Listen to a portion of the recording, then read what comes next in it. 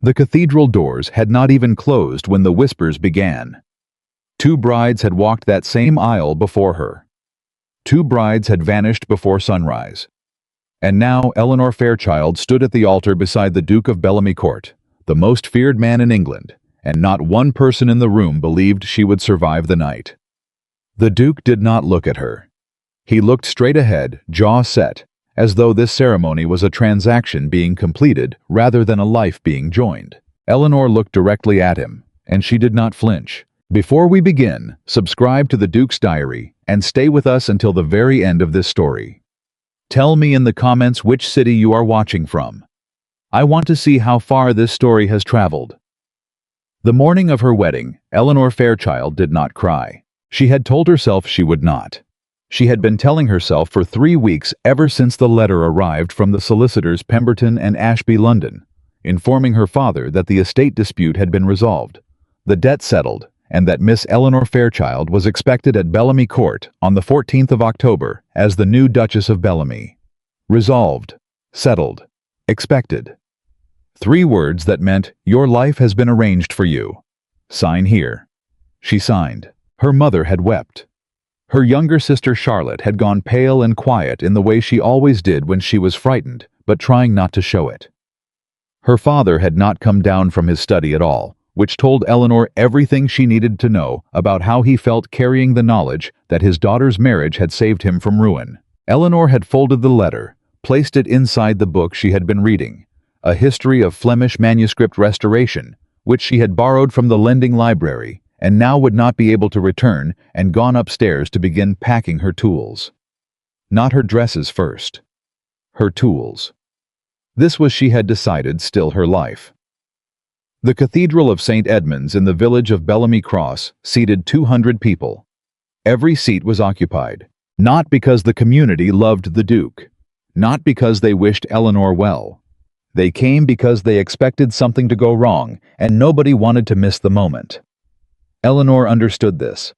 She had understood it the moment her carriage turned into the village square, and she saw the faces at the windows, careful, curious with the particular expression of people who are watching an event they have already decided the ending of.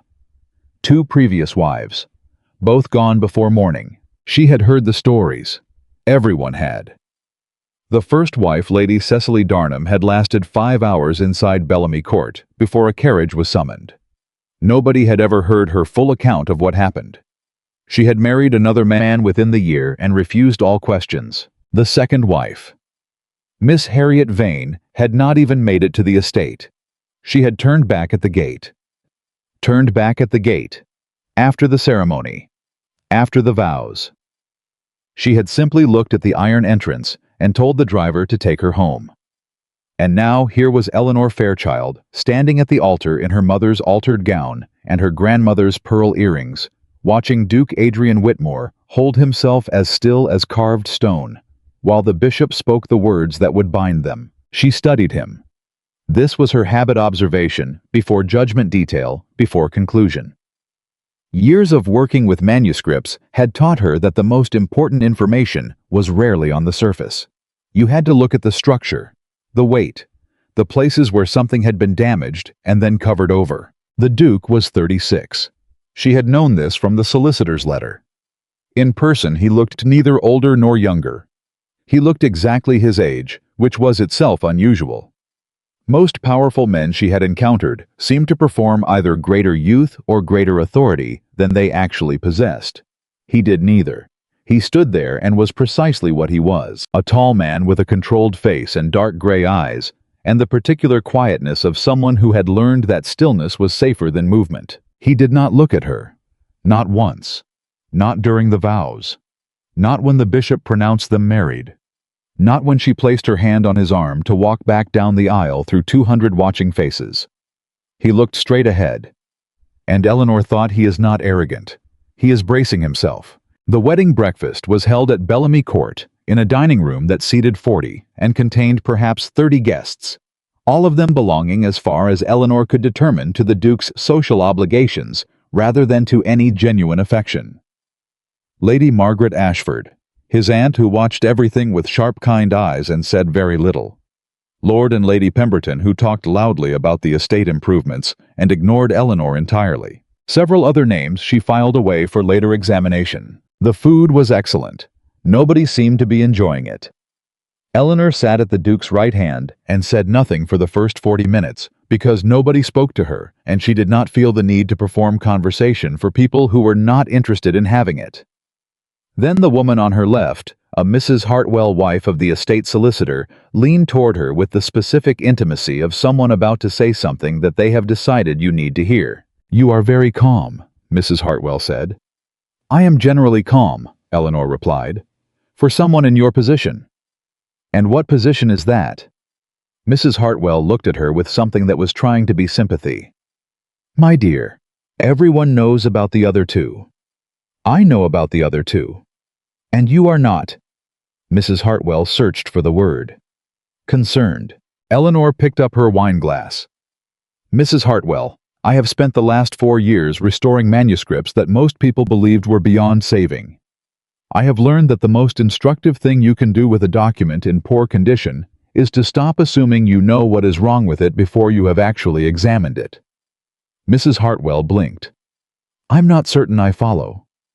"I know," Eleanor said pleasantly and turned to her food. She became aware a moment later that the Duke had heard this exchange. He did not look at her. But something in the angle of his head changed a fractional shift, the kind of adjustment a person makes when they have registered something unexpected. Eleanor filed this as well. The carriage journey from the estate to the church had taken 20 minutes. The return journey took the same amount of time, but in different company. The guests had departed in their own carriages. Eleanor sat across from the Duke in his private carriage, and for the first 7 minutes, neither of them spoke. The Duke looked out the window. Eleanor looked at him. Finally she said, "Why did you choose me?" He turned from the window. His eyes met hers directly for the first time since the ceremony, and she understood immediately why people found him difficult. Not because he was hostile, because he was entirely present. When he looked at you, he actually looked, and most people were not accustomed to being looked at that carefully. "Your father's solicitor submitted your name along with 3 others," he said. "I know the procedural answer. I am asking a different question." Howe was quiet for a moment. "The other 3 women sent inquiries about the estate holdings before accepting the initial meeting. And I did not. You sent a letter asking whether the Bellamy Court library contained any pre-Reformation manuscripts and whether they were in need of restoration." Eleanor remembered writing that letter. She had not expected a response. She had received one within 4 days, a brief precise note listing 7 volumes that had suffered water damage during a flood 3 years earlier, and asking her professional assessment of whether they were salvageable. She had written back with 6 pages of questions. "You answered my questions about the manuscripts," she said. "You were the only person who asked what I wanted," he said, "rather than what I owned." The carriage was quiet for a moment. "Is that why you chose me?" she asked. "It is why I agreed to the meeting," he said. "I chose you because you looked at the list of damaged volumes and said they were probably salvageable. Not certainly, probably, and you explained exactly what that distinction meant." Eleanor looked at him. "Most people would not find that a compelling quality in a wife." "Most people," he said, "are not me." He turned back to the window. Eleanor sat with this information and found that it told her considerably more than the solicitor's letter had managed in 12 formal pages. Bellamy Court presented itself first as a silhouette, the old towers against a low October sky, and then as something more specific, a house that had once been lived in fully and had since been maintained rather than inhabited. It was the distinction Eleanor always noticed. A maintained house and a lived-in house felt different in ways she could not entirely articulate but could always sense. One was managed. One was home. Bellamy Court was managed.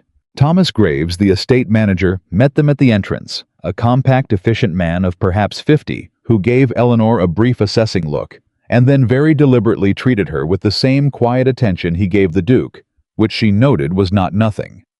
A man like Thomas Graves did not distribute that quality carelessly. The housekeeper, Mrs. Ellis, showed Eleanor to her rooms. They were beautiful. Large windows, good light furniture, chosen with care rather than display. And completely impersonal in the specific way of rooms that have been prepared for a role rather than a person. Eleanor set her traveling case on the writing table and opened it immediately. Inside her tools. Bone folders, soft brushes, tissue paper, the small notebook she kept for condition assessments. She arranged them in their proper order and then sat for a moment and looked at the room. She thought, I am here now. What I do next is what matters. She unpacked her dresses second. Dinner was served at 8, and the Duke appeared in the dining room at exactly 8 o'clock, which Eleanor observed was not punctuality performed for her benefit, but simply the pattern of someone who had maintained a precise schedule for so long it had become indistinguishable from his actual nature. He sat. She sat. The first course arrived. For 3 minutes nothing was said. Then Eleanor said, "The water-damaged manuscripts in the library. The letter you sent said the flooding was 3 years ago." He looked up from his plate. "Yes. You have not had anyone assess them in 3 years." A pause. "I contacted 3 specialists. None of them were willing to make the journey." To Bellamy Court specifically, something moved across his expression. Brief, controlled, immediately replaced by neutral attention. The reputation of the house does not attract professional visitors. Eleanor set down her fork. "The 3rd volume you listed in your letter, the one you described as having significant spine damage, along with the water staining. What does the ink look like? Is it brown or is it black?" The Duke looked at her for a moment. Then he said carefully, as though testing whether the question was genuine, "Brown. In several places faded to nearly illegible. Then it has been exposed to light as well as moisture. That changes the approach." She picked up her fork again. "I would like to see the library tomorrow morning." "You intend to begin work immediately." "I intend to assess the situation immediately. The work itself depends on what I find." She looked at him. "Is that a problem?" "No," he said. And for the first time, very briefly, something shifted in his expression that was not quite a smile, but was related to the faintest recognition of something he had not expected to encounter. He went back to his food. Eleanor went back to hers. It was past 11 when she heard the knock at her door. She had not gone to bed. She had been at the writing table making notes on the manuscript list, organizing her assessment plan for the morning, and she had lit 3 candles because the ceiling lamp was inadequate for close work. She opened the door. The Duke stood in this corridor. He was still dressed, though his cravat was loosened in a way that somehow made him look less formal and more human simultaneously. He was carrying a wooden box, old dark-stained oak, with a brass clasp that had been opened and closed so many times the finish was worn smooth. He said nothing for a moment. Eleanor waited. "I owe you something before tonight becomes tomorrow," he said. "You are going to hear things from the servants, from the village, from anyone who visits this house. You will hear versions of what this marriage is and what I am, and most of them will be wrong in specific and particular ways." He looked at the box in his hands. "I would rather you heard something true first." Eleanor stepped back from the doorway. He came into the room. He set the box on the writing table beside her tools, which he looked at for a moment with the expression of someone registering unexpected information, and he unlatched the clasp. Inside letters. A stack of them tied with a faded blue ribbon that had once been darker. The handwriting on the top envelope was different from his looser, warmer, with the characteristic slant of someone who wrote quickly because their thoughts moved faster than their pen. "My brother," he said. "William. He died 8 years ago." Eleanor looked at the letters. "I'm sorry." He was 29. Adrian sat down in the chair across from her writing table, not asking permission, but not taking possession of the space either, simply occupying it because there was nowhere else to sit. He was in difficulty, financial and otherwise. I knew about it. I had known for more than a year. Eleanor sat. "I made a decision." Adrian continued looking at the box, rather than at her, to handle it in the way that would protect the family's position and correct the problem with the least possible damage to the Bellamy name. This was the correct decision in the manner of things I had been raised to make decisions. He was quiet for a moment. I did not ask William what he wanted, he said. I simply managed it. I brought in the solicitors. I restructured the arrangements. I did everything that needed to be done. A pause. He died 3 weeks after the restructuring was complete. Not because of it. The physician said it was his heart, a weakness he had always had that we did not know about. But the timing is the timing, and I have not been able to separate the two things cleanly in the years since. Eleanor said nothing. I have been carrying the belief, Adrian said, that if I had simply asked him what he needed instead of deciding what was best for him, if I had treated him like a man capable of managing his own situation rather than a problem to be solved, he solved something might have been different. I do not know if that is true, but it is what I have believed. He looked at her then.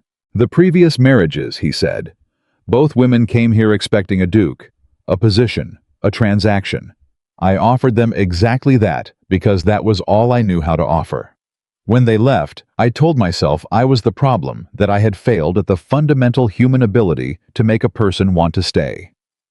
And now, Eleanor asked, now I am less certain whether the problem was what I offered or what they came looking for. He closed the box with the worn brass clasp. I am telling you this because you asked an honest question this afternoon, and you deserved an honest answer.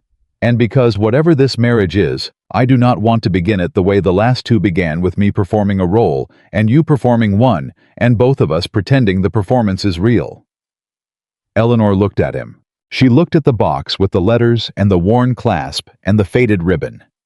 She looked at a man who had shown up at her door at 11 at night, not with charm or flattery or the usual aristocratic machinery of impression-making, but with a wooden box full of things that hurt him, and the specific awkward courage of someone who had decided honesty was worth the risk, even when they were not certain it would land well. She said, my father lost most of the estate's value through a series of decisions I tried 3 times to warn him against.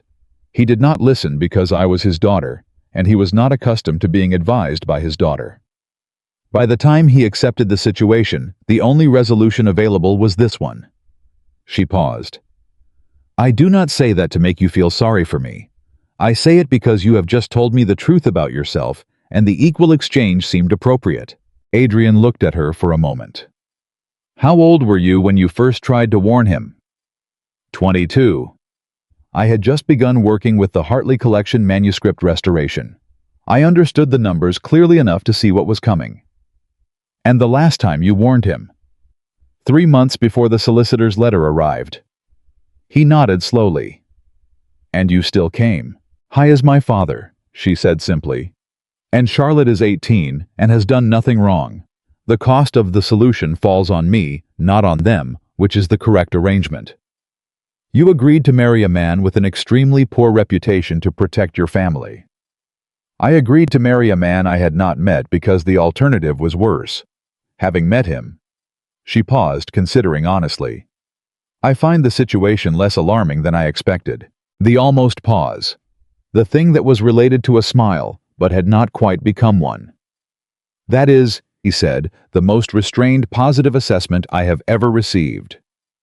I don't make assessments until I have sufficient data. He stood. He picked up the wooden box. I will leave these with you if you are willing. The letters, William's letters to me and a few of mine to him that he returned before he died. He set the box back on her table. I am not asking you to read them tonight. I am not asking you to read them at all. But I would rather they were with someone who handles things carefully than locked in the room where they have been sitting for 8 years. Eleanor looked at the box. She looked at him. Good night, Your Grace, she said. Good night, miss. He stopped, started differently. Eleanor. He left. She sat at the writing table with her manuscript notes and William's letters in their wooden box, and 3 candles burning down toward their holders, and she thought about everything that had just happened in that room, with the careful, methodical attention she brought to all things that required proper examination before any conclusions were drawn. She did not open the box. She blew out 2 of the candles, kept one for the darkness, and went to bed. She was still there when morning came. The library was on the 2nd floor of the East Wing, and it was extraordinary, not because of the architecture. though the ceilings were high and the morning light came through 3 windows at exactly the right angle, but because of the quantity and age of what it contained. Floor-to-ceiling shelving on every wall. Documents, codices, bound volumes. Loose paper collections in varying states of order. The smell hit her first old vellum leather dust, and underneath it, the faint metallic note of iron gall ink that had been aging for centuries. She stood in the doorway for a moment. Adrian stood behind her. He had met her in the corridor at 7, without apparent surprise that she was up that early, and had walked with her to the library, in the quiet that she was already beginning to understand, was not absence of conversation, but a particular comfortable form of its own. "The 7 volumes I listed," he said. "Show me the worst one first." He crossed to the far shelves without hesitation. He knew exactly where it was. This told her he came here regularly, which told her the library was not merely maintained, but used not in the way of a man performing ownership of a collection, but in the way of a man who actually needed the room. He pulled a volume from the lower shelf carefully and brought it to the large center table. Eleanor put on her cotton gloves. She opened the cover with the specific delicacy of someone who understood that the moment of first examination was irreversible. Once you saw what was there, you could not unsee it, and you needed to be ready to receive the information honestly, rather than through the filter of what you hoped to find. The damage was significant. Water staining across the lower third of every page. Some pages were stuck together. The spine was fragile, but not yet broken. The ink she looked closely, tilting the page toward the window. Light was brown in the faded sections, black, where it had been protected by the binding. "It is salvageable," she said. Adrian looked at her. "You said probably salvageable, in the letter. I had not seen it yet. Now I have seen it." She continued her examination. "The stuck pages are the primary concern. If they are separated incorrectly, the text is lost permanently. But the paper itself has more integrity than I expected, given 3 years of exposure. Whoever stored it originally understood something about protection, even if they did not know the specific techniques." "My mother," Adrian said, "organized the library." Eleanor looked up. "Before she died," he said. "She spent 2 years properly housing everything she could manage. She was not a conservator, but she understood instinctively, I think, what needed protection and what could withstand time without assistance." Eleanor looked at the volume in her hands, at the care that had been taken with its storage, even in the absence of proper technical knowledge, at the evidence of someone who had loved this collection enough to do what she could imperfectly with what she had. "She kept it alive," Eleanor said. "That is not nothing." Adrian was quiet for a moment. Then he said, not quite to her and not quite to himself, "No, it is not nothing." She worked all morning. He stayed. This surprised her. She had expected him to leave once she was settled to return to the estate business that a property this size generated continuously. But he remained in the library at the far table, working through what appeared to be correspondence, and she was aware of him in the peripheral way. She was always aware of the presence or absence of other people in a working space. He did not interrupt. He did not hover. He did not ask questions. Around 11, when she had completed the initial assessment of 3 of the 7 volumes and was making notes in her working journal, he said, "Tea will arrive in 15 minutes if you want it." She looked up. "Thank you." "You have been working for 4 hours without stopping." "I know. Is that usual for you?" "When the work requires it." She looked back at her notes. "The 5th volume on your list, the one you described as having the worst overall condition. Where is it?" He crossed to a different section of shelving and returned with a volume wrapped in protective cloth. She had not asked him to store them that way. He had done it independently. She unwrapped it. This one was worse. The spine was broken, not fragile broken, and several sections of pages had separated entirely. The water damage was more severe, and there was evidence of additional insect damage in the lower corners. Not irreparable, but significantly more complex. She set it carefully on the table. She became aware that Adrian had not returned to his seat. He was standing beside the table, looking at the damaged volume, with an expression she had not seen on him before. Not the controlled neutrality of their dinner conversation. not the careful honesty of the night before. Something older than both. Something that had been there before the control was built. "This one was William's," he said. She looked at him. "I used to bring it out when he was reading in here. He was not careful with it. He never was, particularly careful with objects. But he loved what was inside it." He paused. "An early printed herbal, plants and their properties. He was interested in botany." Eleanor looked at the damaged volume. She looked at the broken spine, the separated sections, the evidence of a young man who had carried a book he loved without thinking about the carrying, because he was 20-something and alive. And the book was a thing that gave him pleasure, and why would he think about the damage? "I can restore it," she said. "It will take longer than the others, but the text is legible. The pages are intact where they have not separated. The information inside is still there." Adrian looked at her. She met his eyes. "Everything that made it worth keeping," she said, "is still there." She did not mean only the book. He knew it.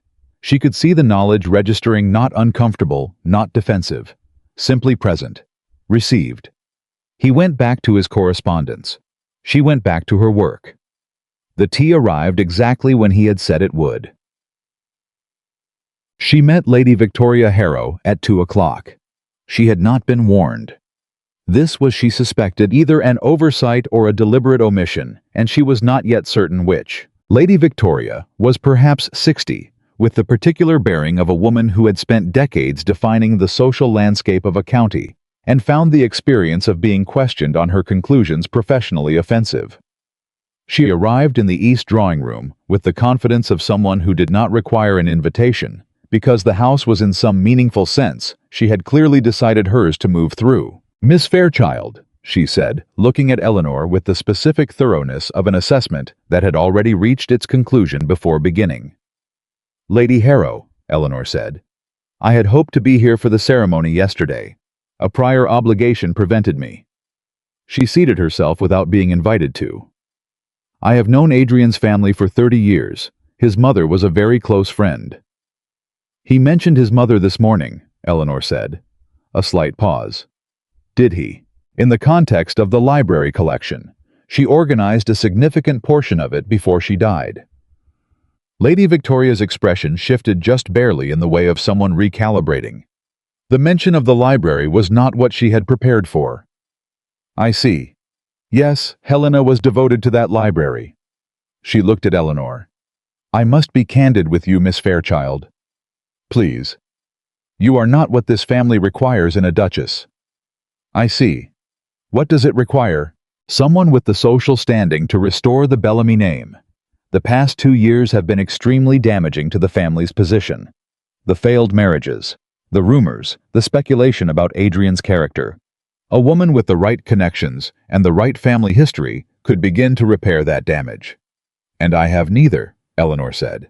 "Your family's financial situation is known. Your background is respectable, but not strategically advantageous." Lady Victoria's tone was not unkind, which somehow made it more difficult to receive. "I am telling you this because I have Adrian's interests at heart, and because I believe you deserve honesty rather than social flattery." "I appreciate honesty," Eleanor said. "It is why I am going to be honest with you in return." Lady Victoria raised an eyebrow. "The Bellamy name does not need a woman with strategic connections. It needs a marriage that does not fail." Eleanor folded her hands in her lap.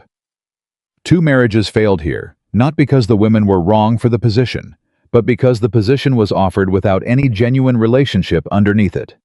What damages a family name is not the absence of the right social connections. It is the repeated public demonstration that the Duke cannot maintain a marriage." A silence.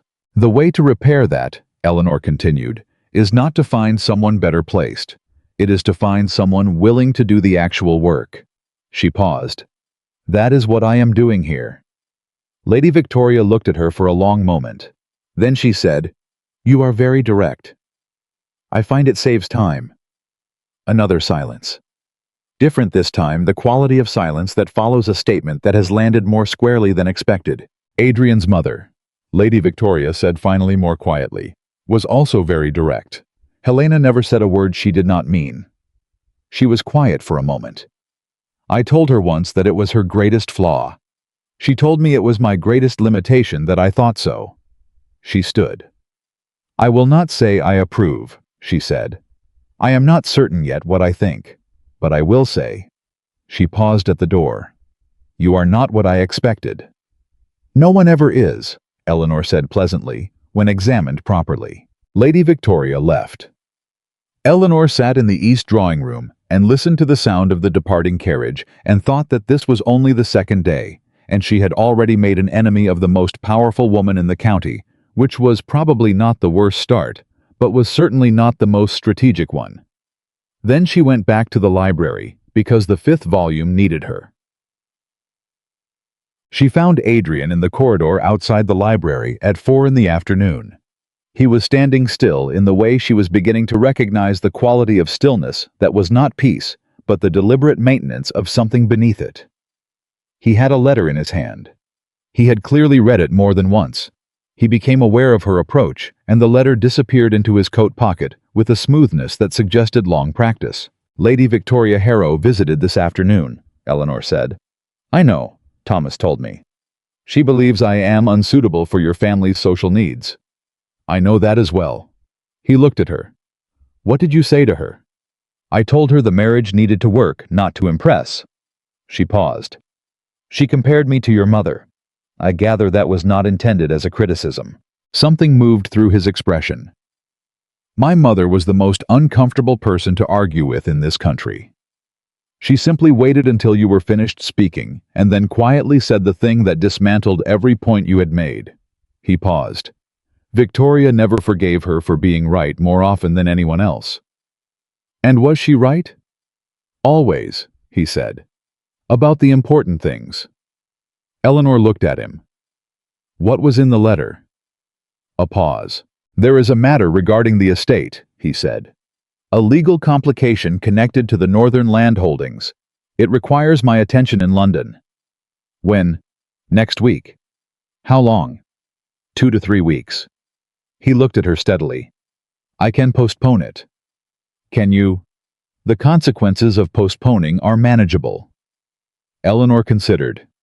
And the consequences of going? You would be at Bellamy Court without me, for 2 or 3 weeks, in a house where you have been married for 2 days and know almost no one, and have an extremely poor social standing, thanks to the 2 previous marriages, and a woman who has just decided you are unsuitable. He said this without drama, as though he was reading a list of facts. Eleanor said, I have the library. He looked at her. I have 3 weeks of assessment work before I begin actual restoration. I have Thomas Graves, who seems competent and trustworthy. I have Mrs. Ellis. She paused. And I have William's letters. A silence. Go to London, she said. Handle the legal matter. I will be here when you return. He was quiet for a long moment. You understand, he said, that the previous brides did not remain. Yes. And you are saying, I am saying I will be here when you return. She looked at him directly.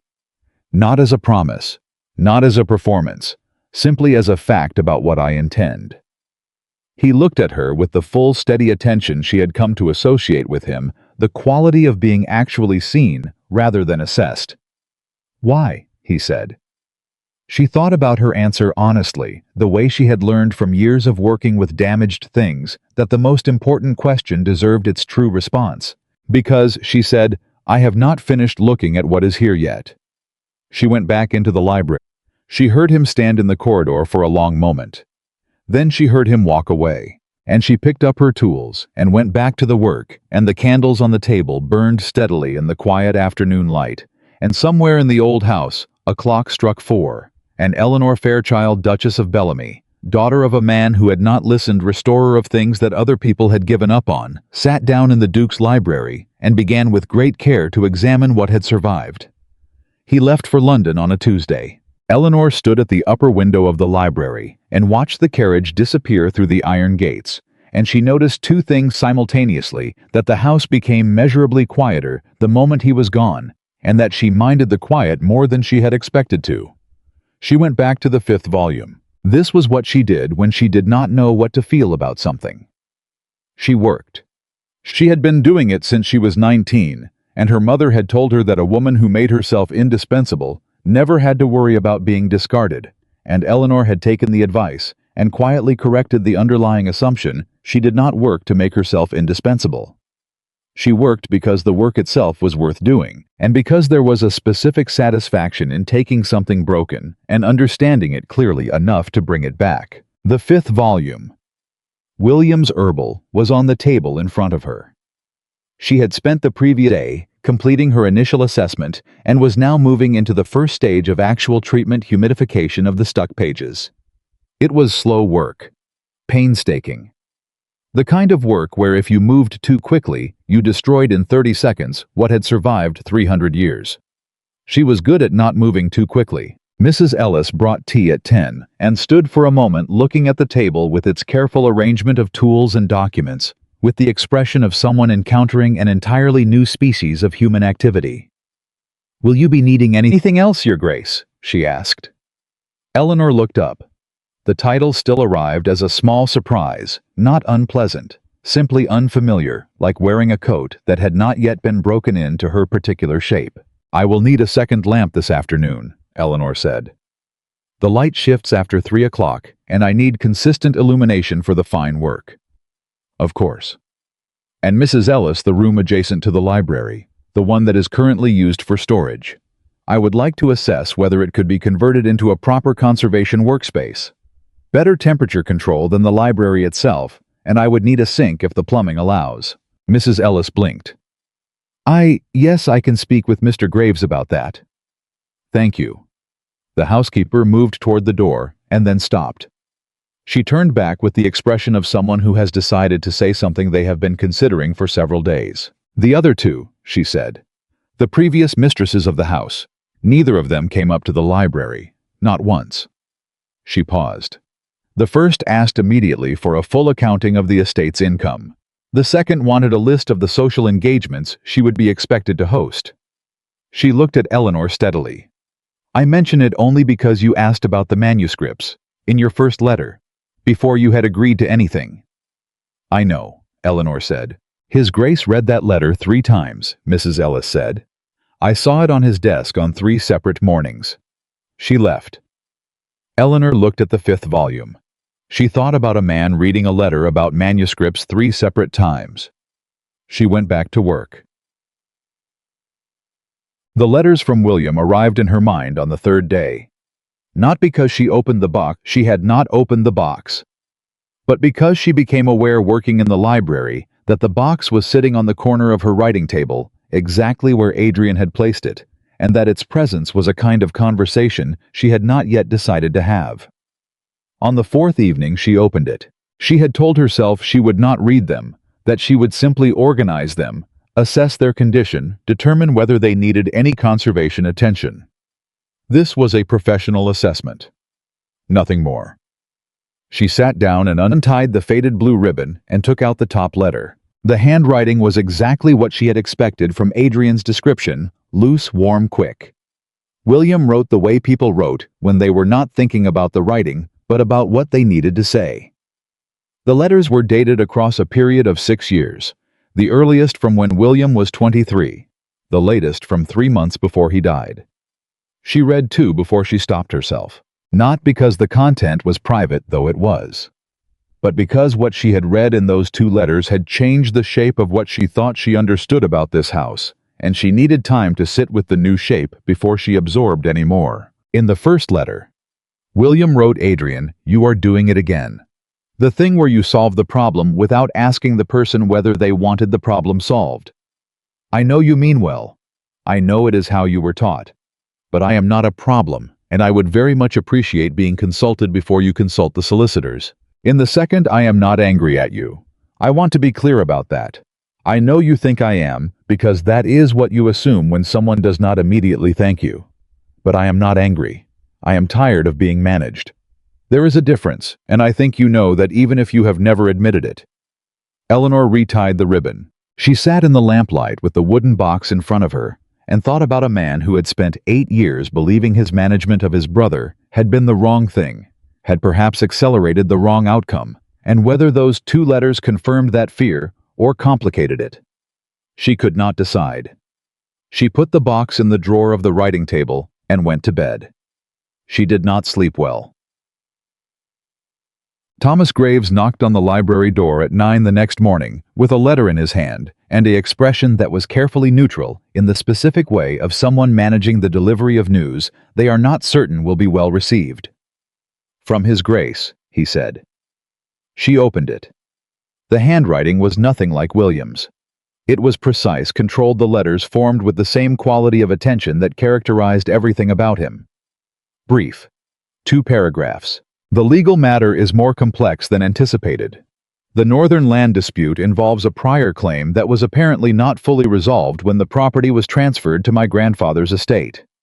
I expect the resolution will require an additional week beyond my original estimate. I apologize for the extension. I hope the library work is progressing. I hope you are well. That was the 2nd paragraph. In its entirety. I hope you are well. Eleanor read it twice. Then she took out her writing paper. She wrote back 3 pages about the 5th volume and its progress. About the conservation workspace she was planning in the adjacent room. About a finding she had made in the 3rd volume, an ownership inscription on the inside cover that suggested the book had passed through 4 different families before reaching Bellamy Court. Each one documented in a different hand, a small accidental archive of provenance no one had known was there. At the very end, she wrote, "I am well. I hope you are also." She folded it and gave it to Thomas. He looked at the thickness of the envelope. "He will not be expecting that much," Thomas said, not unkindly. "I know," Eleanor said. "That is rather the point." The second letter from Adrian arrived 6 days later. It was 4 pages.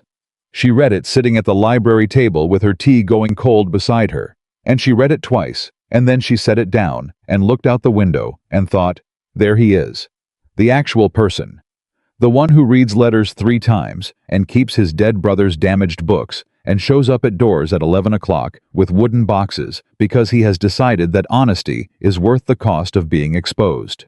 He wrote about the legal proceedings. He wrote about London, which he clearly found exhausting in a way that went beyond the practical inconvenience of the hearings. He wrote briefly, carefully, as though testing whether this was acceptable before committing fully to it, about the last time he had visited London before this trip, which had been 6 months after William's death, and how the city had felt entirely different to him after, not because the city had changed, but because the person he had expected to encounter, there was no longer anywhere to be encountered. And then at the end, almost as an afterthought, so placed that she nearly missed it. "Tell me about the ownership inscription you found. Which families, in what order?" She wrote back the same day. 5 pages. She told him about the 4 families. She told him what each inscription revealed about the book's journey, how it had moved from a physician's collection in Bristol to a London antiquarian to a country estate in Shropshire, and finally by means she had not yet fully traced to Bellamy Court. She told him that the ink of the earliest inscription was iron gall, and that she suspected the physician who had first owned the book had also been the one to annotate several of the herb descriptions in the margins, and that those annotations were going to require their own careful examination, because they might be medically significant in their own right. At the end she wrote, "William would have found the annotations interesting, I think. A physician who was also a botanist. That is a person who understood things from more than one direction." She paused before sending it. Then she sent it. The next letter from London came within 4 days. On the 9th day of his absence, Lady Victoria Harrow came back. Eleanor was in the conservation room. Thomas had arranged the conversion with remarkable efficiency, and she had spent 2 days setting it up with the specific pleasure of someone organizing a space for the first time, according to their own requirements, rather than working around someone else's, when Mrs. Ellis appeared in the doorway. "Lady Victoria," Mrs. Ellis said. Eleanor took off her gloves. "Send her in, please." Lady Victoria arrived in the conservation room with the expression of someone who had expected to find a different scene and was recalibrating rapidly. She looked at the organized workspace, the tools, the labeled materials, The careful arrangement of the humidity chamber Eleanor had constructed from the supplies Thomas had sourced. "You have been busy," Lady Victoria said. "The work required a proper space." Eleanor gestured to the chair near the window. "Please sit. I prefer to stand." But she said it without the edge of the previous visit. "I have had occasion to speak with 2 of the local magistrates since we last met, and with Dr. Hartwell, whose wife apparently spoke to you at some length during the wedding breakfast. She told me I was very calm. She told her husband you were the most interesting person at the table." Lady Victoria looked at her steadily. "For a wedding breakfast, that is either a very good sign or a very unusual one. I imagine both are possible simultaneously." Something shifted in Lady Victoria's expression, the faintest easing the particular adjustment of someone who has come prepared for a battle and found the terrain less hostile than expected. "I want to ask you something directly," Lady Victoria said, "and I would like a direct answer. I generally give those. Did you come here expecting to stay?" Eleanor looked at her. "I came here expecting to try." "There is a difference, a significant one. Expectation does not allow for what you actually find. Intention does." Lady Victoria was quiet for a moment. "And what have you found?" "A library in need of proper conservation. A house that has been maintained without being lived in. A man who is more honest than his reputation suggests and more wounded than he allows." She paused. "And letters that I have not finished reading." "He showed you William's letters." "He left them with me." The silence that followed was different from the previous ones. Lady Victoria turned toward the window and looked out for a long moment, and Eleanor let her, because she could see that something was working itself toward the surface, and the working required time. "He has not spoken about William to anyone," Lady Victoria said finally. "Not to me, not to Thomas, not to the physician who attended William at the end. He simply closed it up, the way he closes everything." She turned back to Eleanor. 8 years. "I know. And he left the letters with you after 2 days." "Yes." "Why do you think he did that?" Eleanor considered the question honestly. "Because he needed someone to keep them who would not break them," she said. "And because I think on some level, he believed that handing them to someone who handles damaged things carefully was as close as he could get to being certain they would be all right." Lady Victoria looked at her for a long moment. "Helena," she said quietly, "would have liked you enormously." She left before Eleanor could respond. Eleanor stood in the conservation room for a moment. Then she went back to work. The twist arrived on the 11th day, and it did not come from London. It came from Thomas Graves, who knocked on the library door at 7:30 in the morning with the expression Eleanor had come to recognize as his version of controlled alarm. A slight tightening around the eyes, a particular stillness in the way he held himself. "There is a man in the estate office," Thomas said. "He arrived an hour ago. He says he is from the offices of Caldwell and Marsh Solicitors, London. He is asking to see any documents related to the northern land holdings." Eleanor set down her brush. "On whose authority?" "He presented a letter of authorization from a Lord Evander Pembroke." The name meant nothing to her immediately, but the circumstance meant everything. "These documents are part of the estate archive. Some of them, the older ones, they are in the storage rooms on the lower floor. And the current legal matter the case Adrian is managing in London involves the northern land holdings." "Yes." She stood up. "Do not give him access to anything. Tell him the Duchess is reviewing the request, and he is to wait." Thomas looked at her with the expression of someone confirming a conclusion he had reached some minutes earlier. "Yes, Your Grace." She went downstairs. The man from Caldwell and Marsh was perhaps 40, with the carefully composed demeanor of someone who had been trained to appear reasonable while accomplishing things that were not.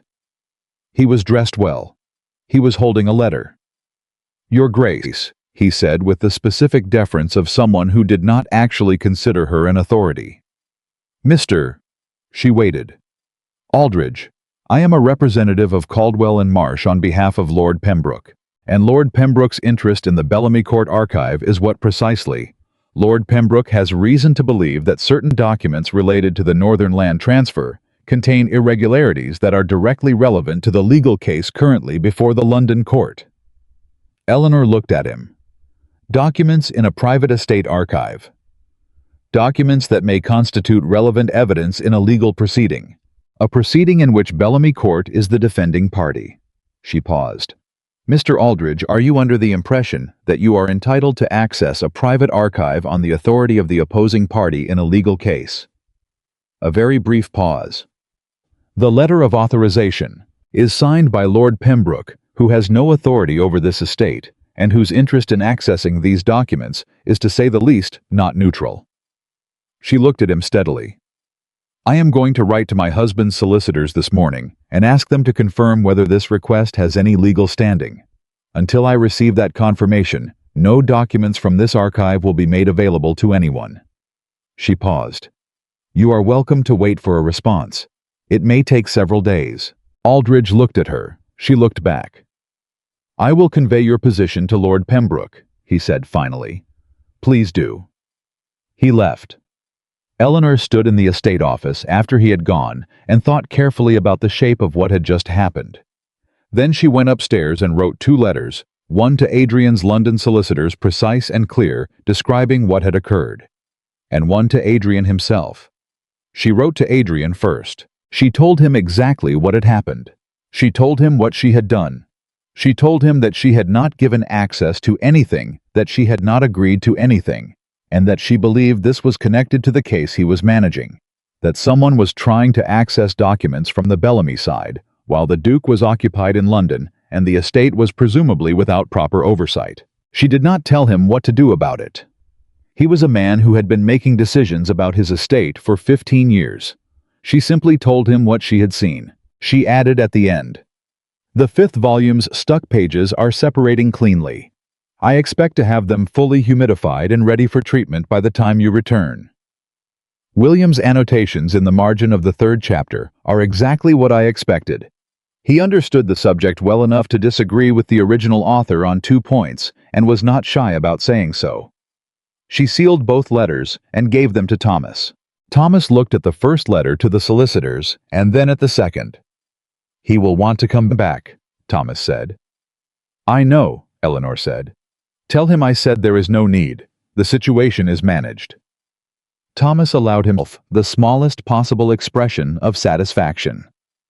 "Yes, Your Grace." Adrian came back anyway.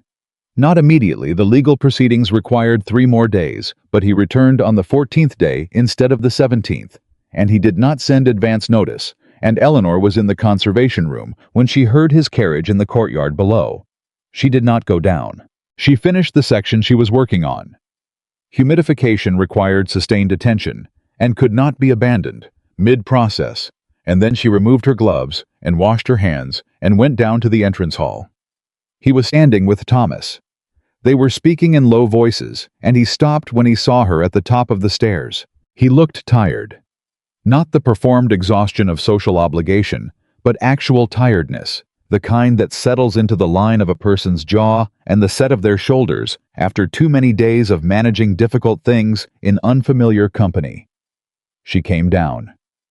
"The Aldridge matter," he said, "is documented and communicated to your solicitors.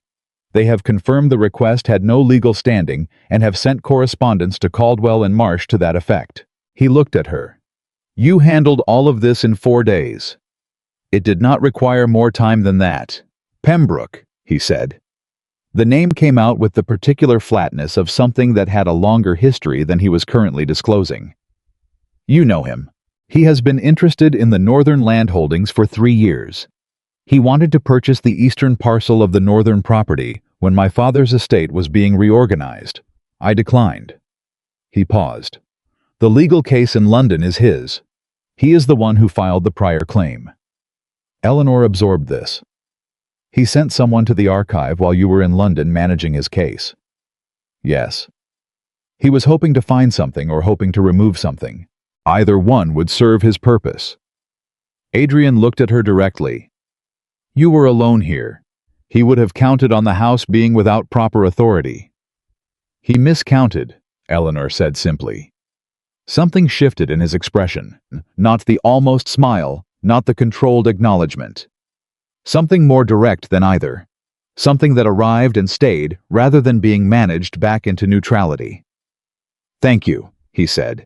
"It was not difficult." She paused.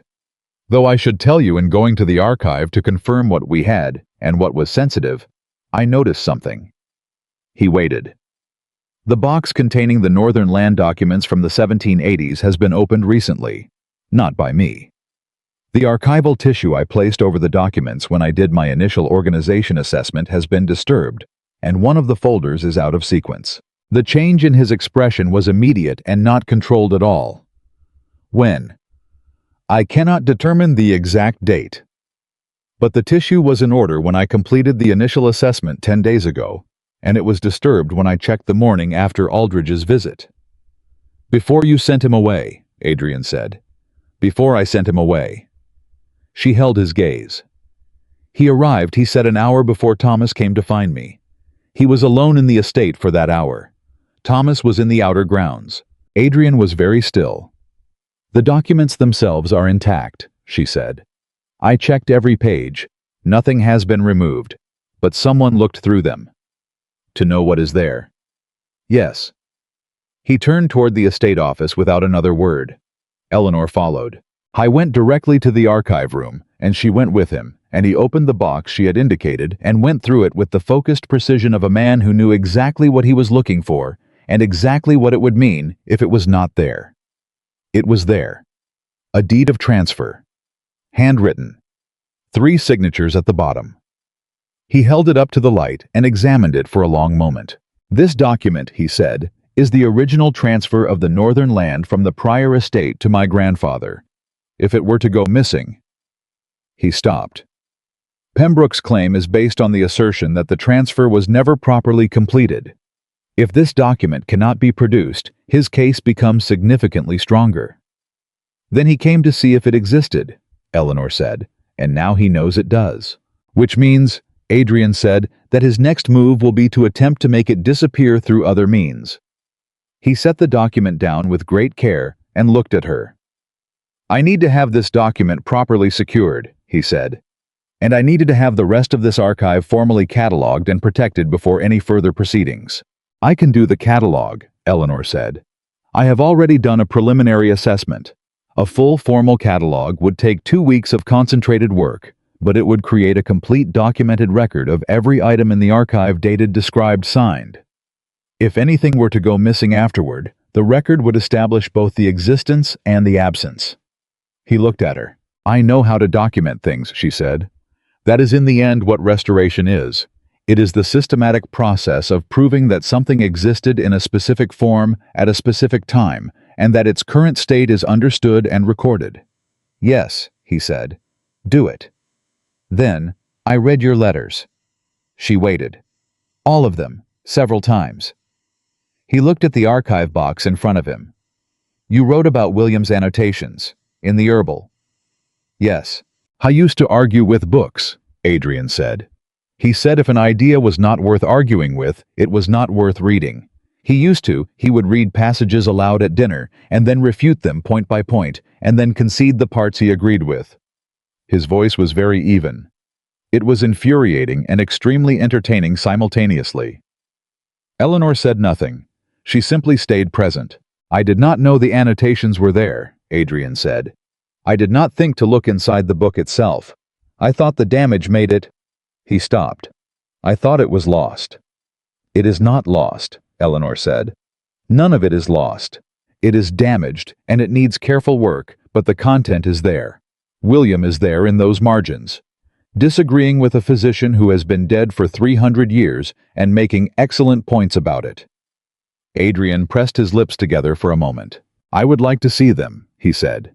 "When the treatment is complete and the pages are stable, I would like to sit with it." "Of course," she said. They stood in the archive room in the quiet of the house, and something between them had shifted again. Not dramatically, not with declaration, but in the accumulating way of things that change through the patient addition of small truths, until the total weight becomes something neither person could have predicted at the start. "There is one more thing I should tell you," Eleanor said. He looked at her. "I read 2 of William's letters. The ones to you." She held his gaze steadily, because this was the kind of statement that required eye contact.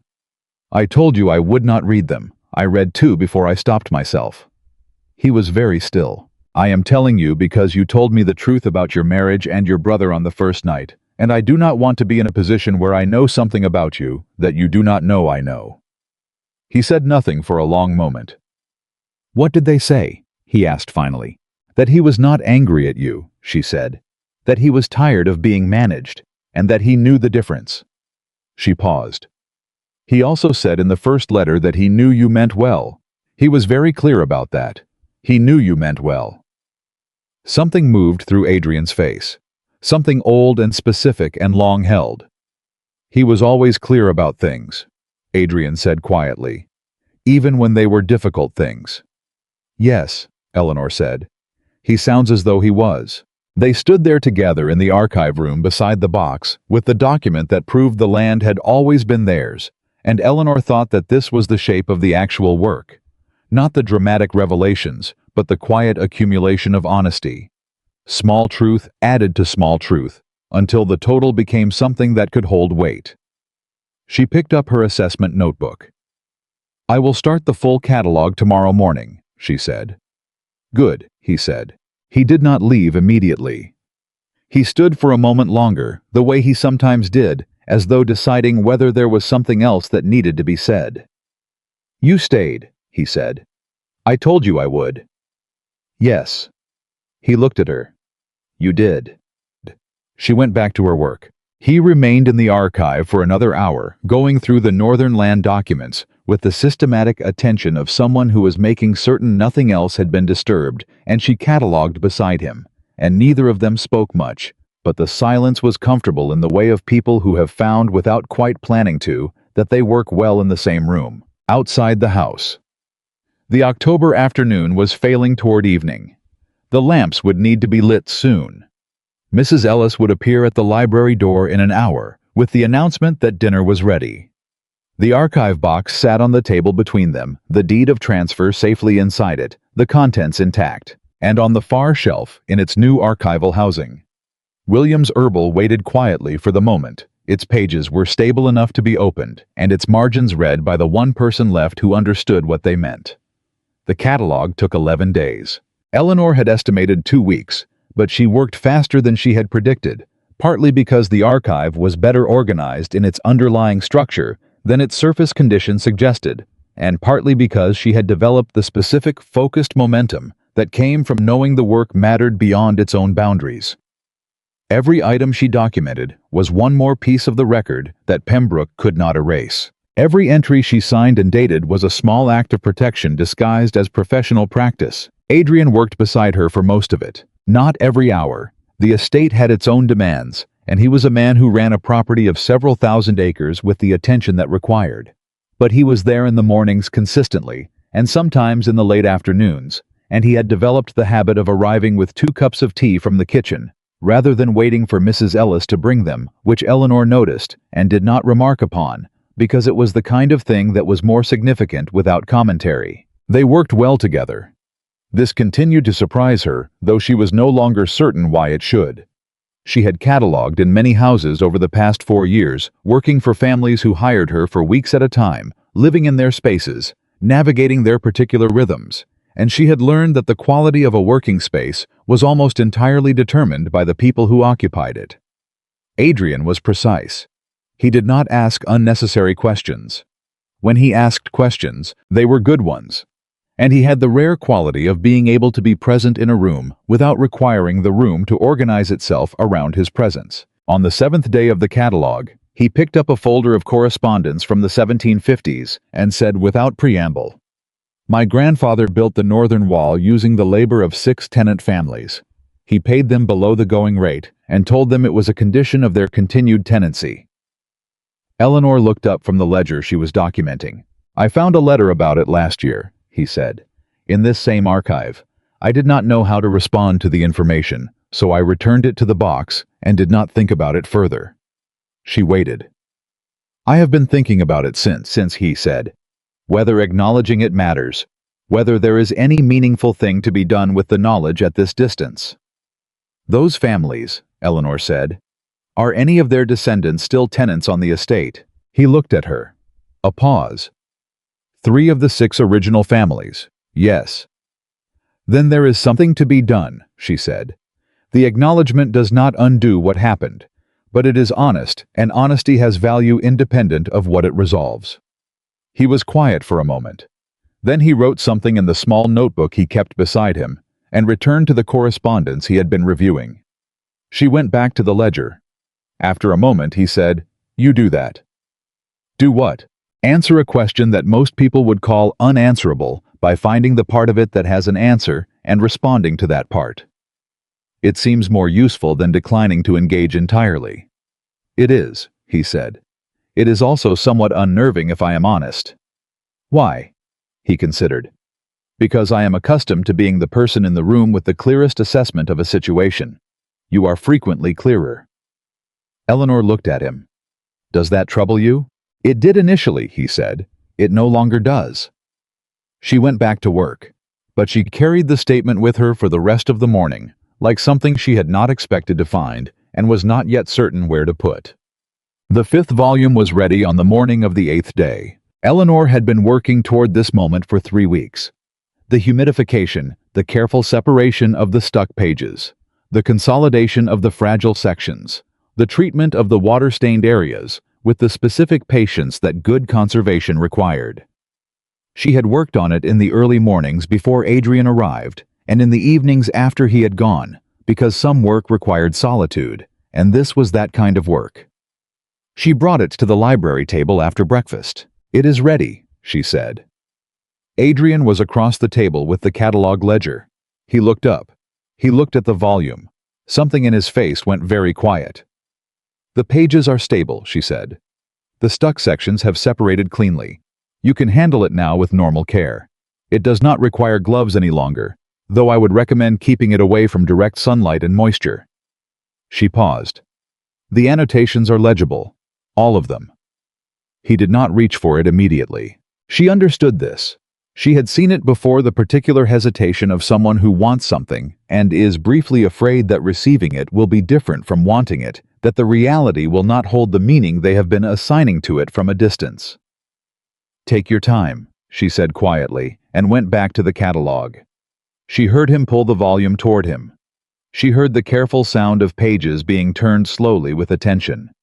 She did not look up. After perhaps 5 minutes, he said, "He is arguing with the author in the 3rd chapter margin. 6 lines of disagreement about the properties of valerian root." "Yes," she said. "He cites a different source, someone named Parkinson. John Parkinson.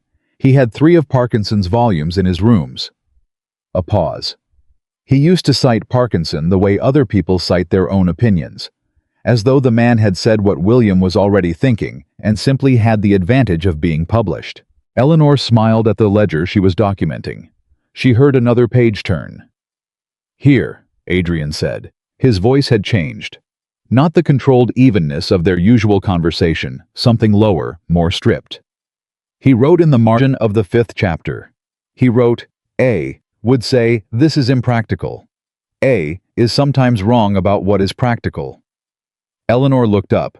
Adrian was looking at the margin notation with the expression of a man who has received information he did not know he had been waiting for. "A," she said. "Yes." He turned one more page, and then he closed the book. Not abruptly, carefully, with the same attention she had used to restore it. He placed it on the table and pressed one hand flat against the cover and was quiet for a moment. "I was not angry at me," Adrian said. Exactly the words from the letter, but said differently now, not as a report of what the letter had contained, but as something he was arriving at from the inside. "No," Eleanor said. "He thought I was wrong about practical things." A pause. "He was probably right." "Frequently," Eleanor said. "From what I can tell." Something happened in Adrian's expression, then something that was not the almost smile, not the controlled acknowledgement, not any of the managed responses she had catalogued over the past weeks. It was the actual thing. Grief arrived in full after 8 years of being kept at the distance of management and duty, and the specific choice to function rather than feel. It crossed his face, and was not hidden. She did not look away. She did not offer comfort. She simply stayed present, the way you stayed with a damaged thing during its most vulnerable moment. Not intruding, not retreating, just there. He composed himself in perhaps 20 seconds. Not completely, not the controlled flatness returning, but enough to speak. "Thank you," he said, "for this." "The work was worth doing," she said. Which was true, and was also the kindest thing she could offer that did not require him to accept anything more than he was ready for. He left the library shortly after, and she heard his footsteps move down the east corridor and out toward the grounds, and she gave him the space that the moment required and went back to the catalog. The rumor reached Bellamy Court on a Wednesday, delivered by Lady Victoria Harrow, with the expression of someone who is bringing bad news and is genuinely sorry about it, which Eleanor had learned was the most reliable sign that Lady Victoria's opinions had shifted. "There is talk," Lady Victoria said, sitting across from Eleanor in the east drawing room with her hands folded and her manner stripped of its usual social armor. "In the village and beyond. Someone I do not know the source, but I suspect I can determine. It has suggested that your marriage was arranged specifically because you had access to the Bellamy archive." Eleanor was very still. "The implication," Lady Victoria continued, "is that you agreed to the marriage in exchange for information about the estate's legal vulnerabilities. That you are passing this information to the legal opposition." The room was completely quiet for a moment. Then Eleanor said, "To Pembroke." "That is the implication, yes." "I am the person who prevented Pembroke's representative from accessing the archive," Eleanor said. "I am the person who contacted Adrian's solicitors and documented every item in the archive, specifically to protect the estate's legal position." "I know that," Lady Victoria said. "Then the rumor is not only false, but demonstrably and specifically the opposite of true." "I know that as well." Lady Victoria met her eyes. "The people spreading it do not care about the distinction. What they care about is whether it will be believed, and whether Adrian will, how he will respond." "He will respond correctly," Eleanor said. "Eleanor." Lady Victoria said her name for the first time. "I have known Adrian for 36 years. I was present when he was born. I watched him become the man he is, which is largely a man who protects what he values by refusing to let anyone see that he values it." She paused. "When his reputation was damaged before through events I will not characterize to you, because he should be the one to characterize them, he did not defend himself. He let the interpretation stand. He has a long history of allowing false things to exist unchallenged when the alternative requires him to show his hand." Eleanor said nothing. "I am telling you," Lady Victoria said, "because if he allows this one to stand, it will damage you. Not him.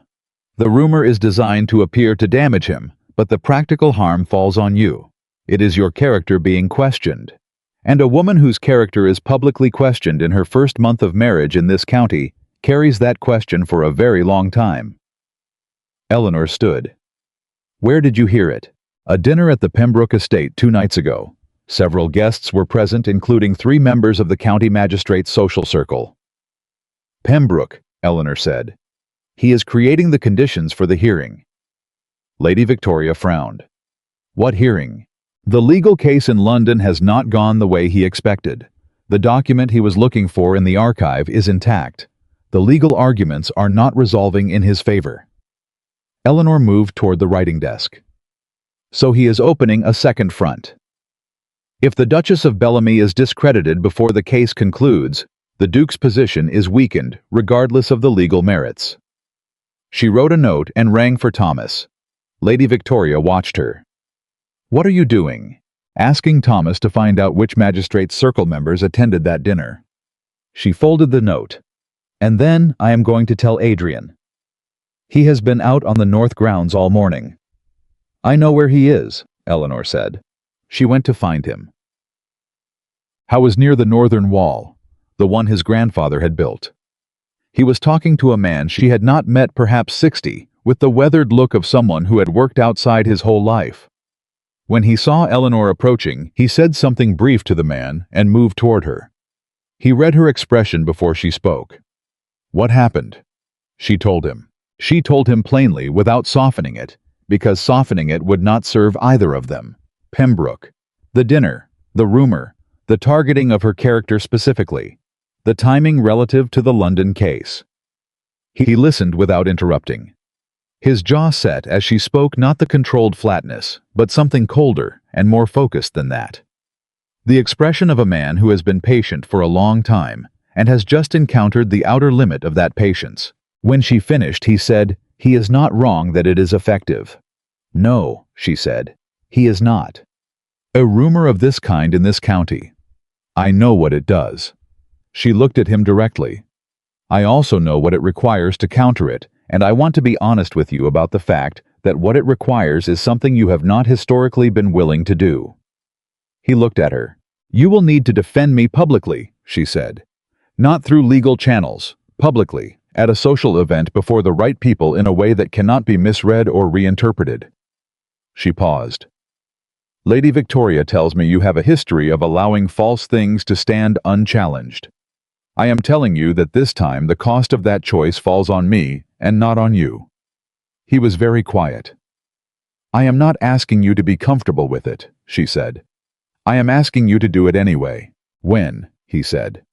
"The Hargrove autumn dinner is in 10 days. Lady Victoria has confirmed the right people will be present." "You have already spoken to Victoria about this." "She came to me this morning. She is concerned." He looked at the northern wall for a moment. Then he looked back at her.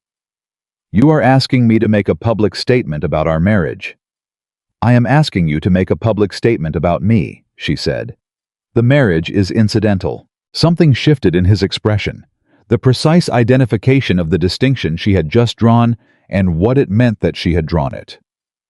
"There is something else," he said. "Something you have not told me yet." She had not intended to tell him yet. She had been weighing it for 3 days, uncertain whether the timing was right, uncertain whether she understood what she had found well enough to present it accurately. But he was looking at her with the full attention that saw the thing behind the thing, and she had promised herself on the first night that this marriage would not be built on performed roles. "In the archive," she said. "In the process of the catalogue, I found a letter that should not be in the Bellamy archive." He waited.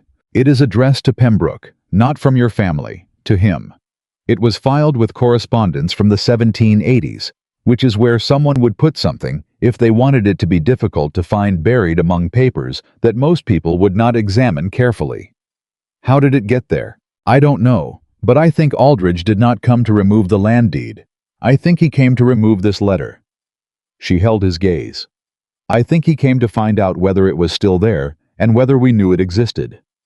"What does it say?" "It is from a man named Gerald Ashford, dated 18 months ago." She paused. "He is describing to Pembroke a plan to create the appearance of an improper land transfer by manipulating the documentation, not removing the original deed, which would be too obvious, but introducing secondary documentation that suggests the original transfer was conditional on terms that were never fulfilled." Adrian was completely still. "Gerald Ashford," he said. "Is he related to—" "Lady Margaret Ashford is his aunt," Eleanor said. "Yes." The silence that followed was not like the comfortable working silences of the catalogue mornings.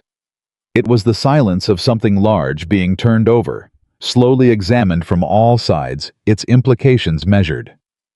"Margaret," he said, quietly, not with anger, with something more painful than anger. "I do not know the extent of her involvement," Eleanor said. "The letter is from her nephew. It does not mention her by name. But the plan it describes required someone with access to this archive to place the secondary documents. And Lady Margaret has had access to this house for 30 years. He turned away from her. She let him have the moment. She had known in the 3 days she had been carrying this that this was going to be the worst part. Not the rumor, not Pembroke, not the legal case. This.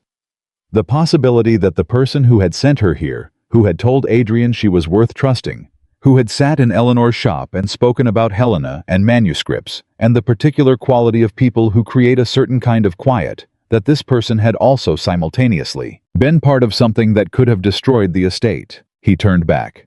His face was controlled again, But it was a different kind of control, not the habitual distance of self-protection, but the specific focused steadiness of a man who is choosing not to fall apart because falling apart would not serve the situation. "Where is the letter now?" he said. "Secured with the land deed, in the place I arranged for the most sensitive documents." "Good." He looked at her. "You did not tell me for 3 days. I needed to be certain about what I had found before I gave you information this significant. And now you are certain." "Yes." He was quiet for a moment. "Did you consider not telling me?" "No," she said. "I considered when, not whether." He looked at her for a long time. "I am going to ask Margaret about it directly," he said. "I expected you would." "She may have an explanation." "She may," Eleanor said. "I hope she does." He started toward this house. Then he stopped and turned back, and when he spoke, his voice had dropped to something quieter and more exposed than she had heard from him before. "I brought you into this house," he said. "I gave you access to the archive. And what you found in it, the letter, the deed, the catalog, every single piece of it has been used to protect this family, not to harm it." He paused. "Pembroke's rumor says the opposite, that you came here to damage us." "Yes. The truth is that you have done more for this estate in 6 weeks than I managed in the 3 years before you arrived." "That is not entirely accurate," she said. "You managed the estate, I managed the documents. These are different things." "Eleanor."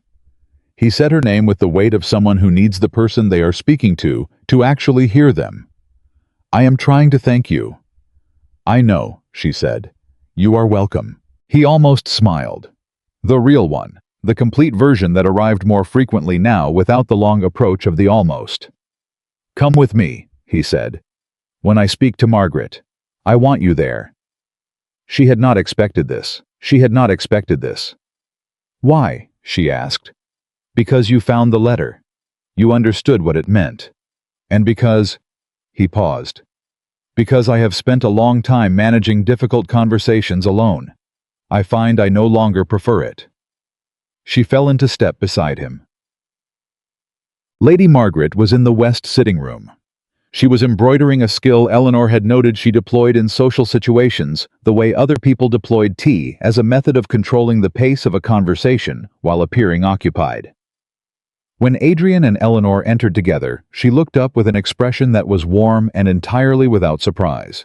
"You found it," she said, not a question. Adrian stopped. "You knew." "I suspected when Eleanor began the full catalog. Gerald is not stupid, but he is not careful. He thought a letter filed with century-old correspondence would take years to surface." She set down her embroidery and folded her hands. "I want to explain, not excuse. Explain." "Begin," Adrian said. His voice was not cold. It was something more difficult than cold. It was the voice of someone who is not certain yet which direction the next 60 seconds will go and is holding themselves together with both hands until they find out. "Gerald came to me 14 months ago," Lady Margaret said. "Pembroke had approached him through mutual acquaintances. He told Gerald that the Northern land claim was legitimate, that the Bellamy family had benefited from an improper transfer, and that correcting it was a matter of historical justice." She paused. "Gerald believed him. He is not a dishonest man. He is a credulous one, which is in some ways more dangerous." "What did he ask of you?" Adrian said.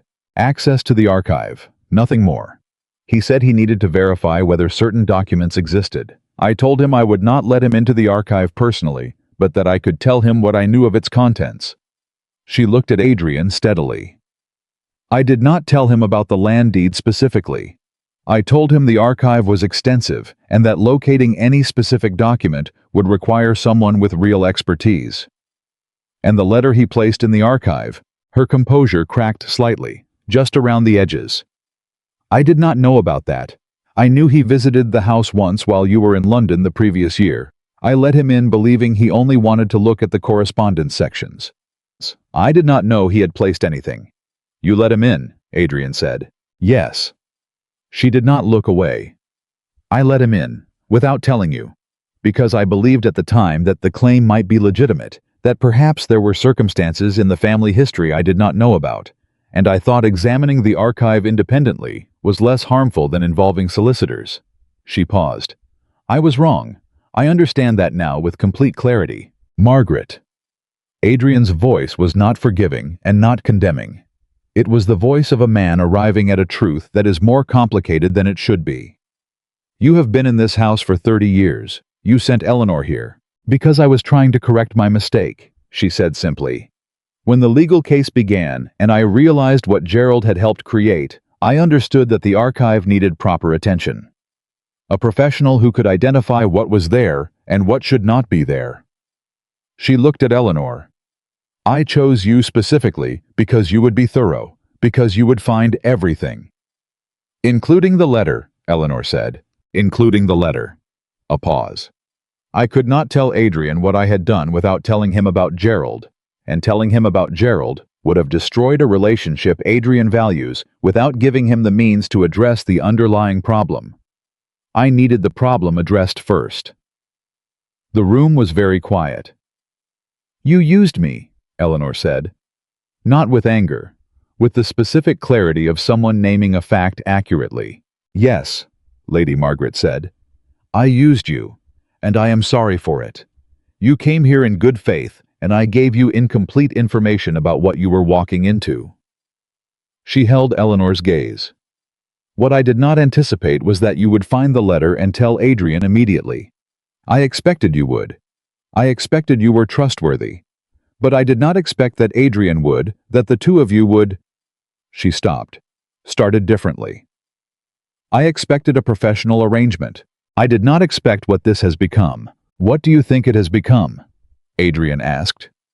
Lady Margaret looked at them both at the way they were standing, not touching, maintaining the proper distance, but positioned in the particular way of people who have spent weeks working in the same space and have adjusted to each other's presence in ways neither of them has fully articulated. Something worth protecting, she said quietly.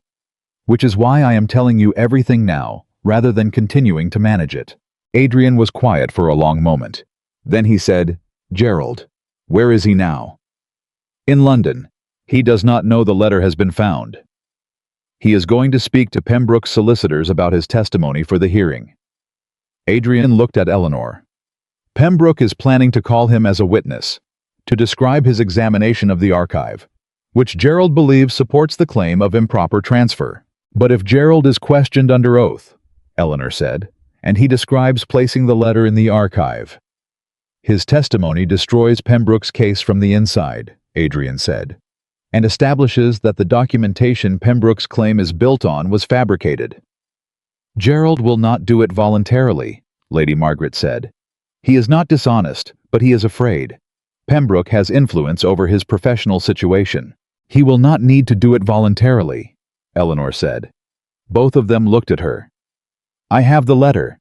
I have the catalog entry, proving when it was filed and when it was found, and that the dating is inconsistent with the surrounding documents.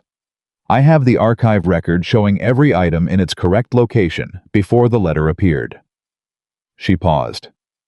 I do not need Gerald's testimony. I have the document itself, and I have the proof that it does not belong where it was placed. That is sufficient. Lady Margaret closed her eyes briefly.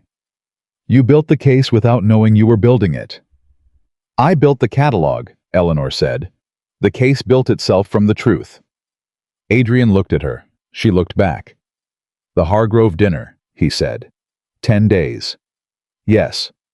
I will be there. He paused. And I will not be silent. She nodded. He turned back to Lady Margaret.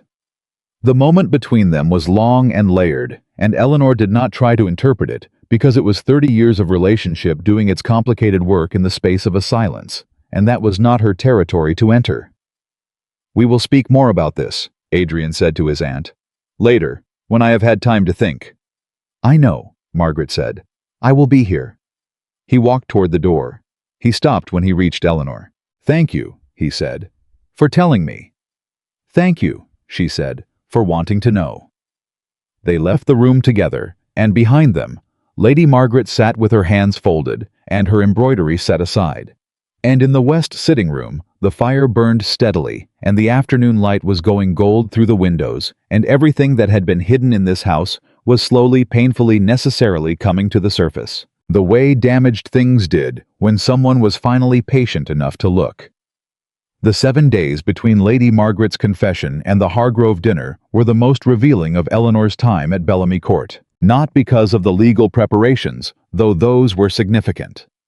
Not because of the documents she continued to organize and secure, but because of what happened in the ordinary hours, the mornings in the library, the dinners that had stopped being formal performances and become something closer to actual conversation, the moments in the corridors when they passed each other, and the brief exchange was no longer the careful negotiation of two strangers, but the easy shorthand of people who had learned each other's rhythms. Adrian changed in those 7 days. Not dramatically. Not in the way of stories where a man becomes suddenly different because of a single revelation. He changed the way things changed when the underlying structure shifted from the outside, not immediately visible, but present in every detail if you knew how to look. He laughed on the 3rd day. A real one, not the almost smile, not the controlled acknowledgement of something that warranted amusement, but an actual laugh, short and genuine in response to something Eleanor said about a 16th century manuscript's previous owner, who had apparently annotated every page with opinions about the author's personal character, and none of them were favorable. He stopped mid-corridor when it happened, as though the sound had surprised him as much as it had surprised her. "I apologize," he said, recovering. "For what?" she asked. He looked at her. The question had genuinely confused him for a moment. Nothing, apparently." She went back to carrying the document box she had been transporting, and he fell into step beside her and took the box without asking, and neither of them mentioned the laugh again, but it was there in the record of things that had happened. On the 4th day, Thomas Graves told Eleanor that 2 of the senior servants had asked whether they would be expected to continue the practice of taking dinner separately from the main household, a practice apparently established by the Duke after the second failed marriage, as a measure of removing himself from the particular discomfort of eating alone in the large dining room. "What did you tell them?" Eleanor asked. "I told them I would ask," Thomas said. "Tell them no," she said. "Tell them the household dining arrangements are changing. We will have dinner in the main room from now forward, and invite Mrs. Ellis to join us on evenings when there are no guests." Thomas looked at her with the expression of someone who has been waiting a long time for a particular decision to be made, and is experiencing the specific satisfaction of watching it arrive. "Yes, Your Grace," he said. That evening, she told Adrian what she had done. Not asking permission, she had made the decision and stood by it, but informing him because informing was the correct practice between people who shared a house and were trying to manage it honestly. He was quiet for a moment. "Mrs. Ellis has worked in this house for 22 years, he said. "I know. She has never eaten at the main table." "I know that as well." Eleanor looked at him steadily. "Was it a wrong decision?" "I thought about it with the genuine consideration he gave everything." "No," he said. "It was the correct decision. I should have made it some time ago." "You were managing other things," she said without judgment. "That is a very generous interpretation." "It is an accurate one." She paused. "There will be more of these. Decisions about the household that have been deferred or that have simply calcified into habit. I will make them as I find them, and I will tell you, and you can disagree if you believe I am wrong." He looked at her. "And if I disagree?" "Then we discuss it," she said.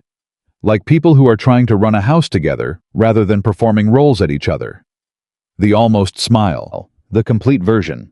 "You are very direct. You told me that was one of the things you valued about me." "I did," he said. "I stand by it." She went back to her work. He sat down across the table and opened the estate correspondence he had brought from his study, and the fire burned between them. And outside the house, the October night settled into the particular cold of the English countryside, approaching the end of autumn.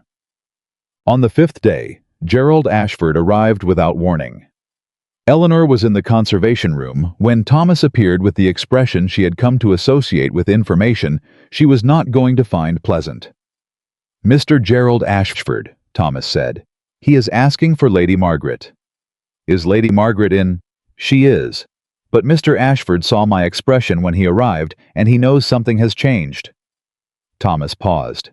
He is asking specifically whether His Grace is at home. Eleanor set down her tools. Tell Mr. Ashford that His Grace is available, and we'll see him in the study. Tell Lady Margaret as well. She paused.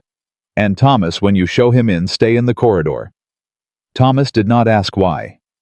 Yes, Your Grace. She found Adrian in the east corridor before Thomas reached him. She told him in 4 sentences. Gerald Ashford was here unannounced, asking whether the Duke was home, which suggested he knew something was wrong and was trying to determine the degree before deciding on an approach. Adrian's expression went through 3 things in rapid succession: surprise, calculation, and then the cold, focused steadiness she had seen before. The letter, he said. Either he knows it has been found, or he suspects. Someone may have told him about the catalog. Pembroke. Possibly. Or someone in the household who mentioned the archive work. She looked at him. He came here rather than going to Pembroke first. That means something. It means he is frightened, Adrian said. And when frightened men come to the source of their fear, rather than running from it, they are usually looking for a way out. Yes, Eleanor said. That is my reading as well. He looked at her. Come with me. To the study. Yes. She went. Gerald Ashford was 32 and looked younger, the specific youth of someone who had not yet encountered a situation that cost him enough to age him properly. He was standing when they entered, and the standing had the quality of someone who could not decide whether to appear casual or deferential, and had settled on an uncomfortable middle ground. He looked at Eleanor first, then at Adrian. Your Grace, he said. I wanted to call on Lady Margaret. She is aware you are here, Adrian said. Sit down, Gerald. The use of the first name landed with the specific weight of established relationship turned tool. Not a warmth, not a formality, but something that reminded the younger man of the exact nature of what he stood to lose. Gerald sat. Adrian sat across from him. Eleanor stood to the side, which was a positioning she had chosen deliberately present visible, but not occupying the center of the exchange. The letter, Adrian said. Gerald went pale. I know about the letter, Adrian said. I know what it contains. I know that you placed it in my archive during your visit 14 months ago. I know that Pembroke's man came here 3 weeks ago to determine whether it still existed. He paused. What I do not yet know is how much of this you understood as deliberate falsification when you did it, and how much you believed was a genuine effort to surface a legitimate claim. Gerald's hands tightened on his knees. I believed Pembroke told me the claim was legitimate. He said the transfer documentation had genuine irregularities, and that the secondary documents would simply make them visible. He told you to fabricate evidence, Adrian said, and you believed him because he framed it as making something visible that was already true. Yes. The word came out very small. Gerald. Adrian leaned forward. The land transfer was entirely proper. My grandfather completed it correctly in 1758, and I have the original deed in my archive with 3 witnesses' signatures. Pembroke's claim is built on a fabrication that you were recruited to help create, which you did possibly in good faith, but the good faith does not change what was made. Gerald looked at Eleanor. She did not know why, perhaps, because she was the unknown element, the one whose response he could not predict from prior knowledge. The catalog, he said. You found the letter during the catalog. Yes, Eleanor said. How long have you known? 3 days, she said. He looked back at Adrian. What are you going to do? That depends, Adrian said, on what you are going to do. You have been approached by Pembroke's solicitors to testify at the hearing. Yes. They want you to describe your examination of the archive in terms that support the claim of improper transfer. They want me to say I found indications that the 1758 transfer was conditional. Gerald's voice had dropped. They want me to reference the secondary documents as though they were genuine. And were you going to do that? Adrian asked. The silence was long enough that Eleanor found herself counting her own heartbeats. I don't know, Gerald said finally. That is the honest answer. 2 weeks ago I would have said yes. I was frightened, and Pembroke has influence over my professional connections, and I was not certain I could afford to refuse. He paused. And then my aunt wrote to me. Margaret wrote to you. She told me to come here. She said that the situation had changed and that I needed to speak to you directly before the hearing. He looked at his hands. She told me that a woman had come who would find the truth of it whether I helped or not, and that my choice now was whether I wanted to be the man who told the truth or the man who waited for it to be told without him. Eleanor thought Margaret, still managing things, but this time managing toward honesty. The hearing is in 3 days, Adrian said. I know. If you testify as Pembroke's solicitors have prepared you to testify, I will present the letter as fabricated evidence, and your testimony will be exposed under examination as false. The consequences of that. I understand the consequences, Gerald said quietly. Do you? Adrian looked at him steadily. This is not a rebuke. I am asking whether you have actually weighed them. My professional reputation, possible legal consequences for suborning false documentation. Gerald paused. Yes, I have weighed them. And if you refuse to testify for Pembroke, or testify truthfully about what you actually did, and why. The letter placed in the archive was my doing, Gerald said. Testifying truthfully means admitting that. Yes? Which has its own consequences. Yes, Adrian said. But they are consequences for something you actually did in a situation where your motivation was misused rather than malicious. That is a different thing from consequences for continuing a deception that benefits no one except Pembroke. He paused. I am not in a position to tell you what to decide, but I am telling you that the document evidence is sufficient regardless of your testimony. The letter will be presented. Its placement in the archive will be demonstrated. What your testimony adds is either an honest account of how it came to be there, or a false one that will be contradicted by physical evidence. Gerald was quiet for a long moment. Then he said, Will you let me speak to Margaret? Yes, Adrian said. He stood. The meeting was over. Gerald stood as well. He looked at Eleanor again, and this time the look contained something different from the previous one, a recognition she thought of what she actually represented in this situation. You built the catalog to protect the estate, he said. I built the catalog because it was the correct professional response to the state of the archive, she said. The protection was a consequence of accuracy. He nodded slowly. Margaret was right about you, he said. She said you would find what needed to be found. She said you were someone who looked at damaged things and understood them rather than making decisions about them in advance. He left. Eleanor and Adrian stood in the study in the quiet after the door closed, and the weight of the past half hour settled into the room. He will testify truthfully, Adrian said. I think so, Eleanor said. He came here instead of running. That was the decision. He came because Margaret asked him to. He came because Margaret asked him to, and because on some level he was looking for permission to do the right thing and needed someone to give it to him. She paused. You gave it to him. Adrian looked at her. Did I? You told him the difference between consequences for what he actually did and consequences for continuing a lie. That is a meaningful distinction for someone who has been telling themselves there is no way out. He was quiet for a moment. Then, the hearing is in 3 days, and the Hargrove dinner is in 2. I know. One event before the other. Yes. She looked at him steadily. Are you ready for the dinner? He held her gaze. I have been thinking about what to say. You do not need a prepared speech, she said. You need to be honest in front of people who are expecting you to be silent. That, he said, is considerably more difficult than a prepared speech. I know, she said. Do it anyway. He looked at her for a long moment, the full attention, the quality of seeing that she had learned to recognize as him, at his most present, most unmanaged, most genuinely himself. Why does it matter to you? He asked. Beyond the practical damage of the rumor, why does it matter to you specifically that I speak? She thought about this honestly. Because you have been silent about the wrong things for a long time, she said. You have let false versions of yourself stand unchallenged because the truth required showing something you were not ready to show. And I understand that impulse. I have spent years being invisible for the same reason. She paused.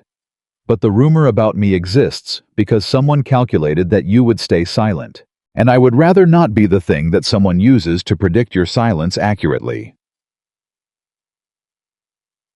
He absorbed this. You are telling me, he said slowly, that defending you is also defending yourself. I am telling you that staying silent was always a cost, she said. You simply bore it alone before. Now someone else is bearing it with you, and I am asking you to consider whether the cost is still worth paying. He was quiet for a long moment. No, he said. It is not. The Hargrove dinner was held at Hartfield House, the largest private estate in the immediate county outside of Bellamy Court itself. 40 guests. Every significant social figure in the area was present, which meant every person who had heard the rumor Pembroke had started was in the same room. Eleanor wore the deep blue gown. She had considered wearing something less notable, something that would allow her to be present without being immediately visible, and then she had recognized the impulse for what it was and rejected it. She was done dressing to disappear. They arrived together, which was itself a statement. The previous two duchesses had been brought to social events and positioned beside the Duke, the way objects were positioned correctly placed, requiring no particular interaction.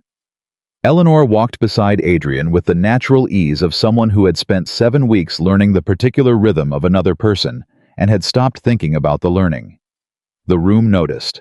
She felt it immediately, the specific adjustment that happened when the object of a rumor entered the space where the rumor had been circulating.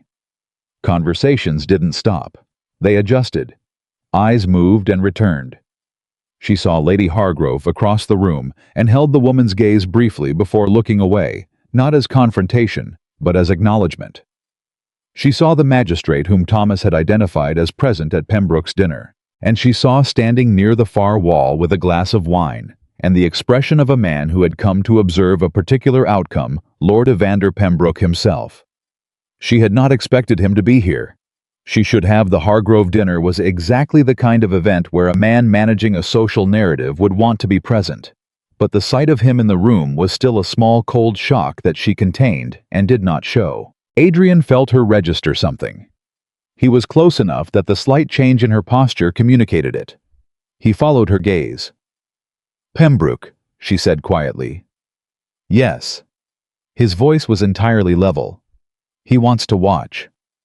He wants to ensure the narrative is being managed correctly," she said. "He is here to observe whether the rumor is holding." "Then let us give him an accurate answer," Adrian said. Lady Hargrove reached them first.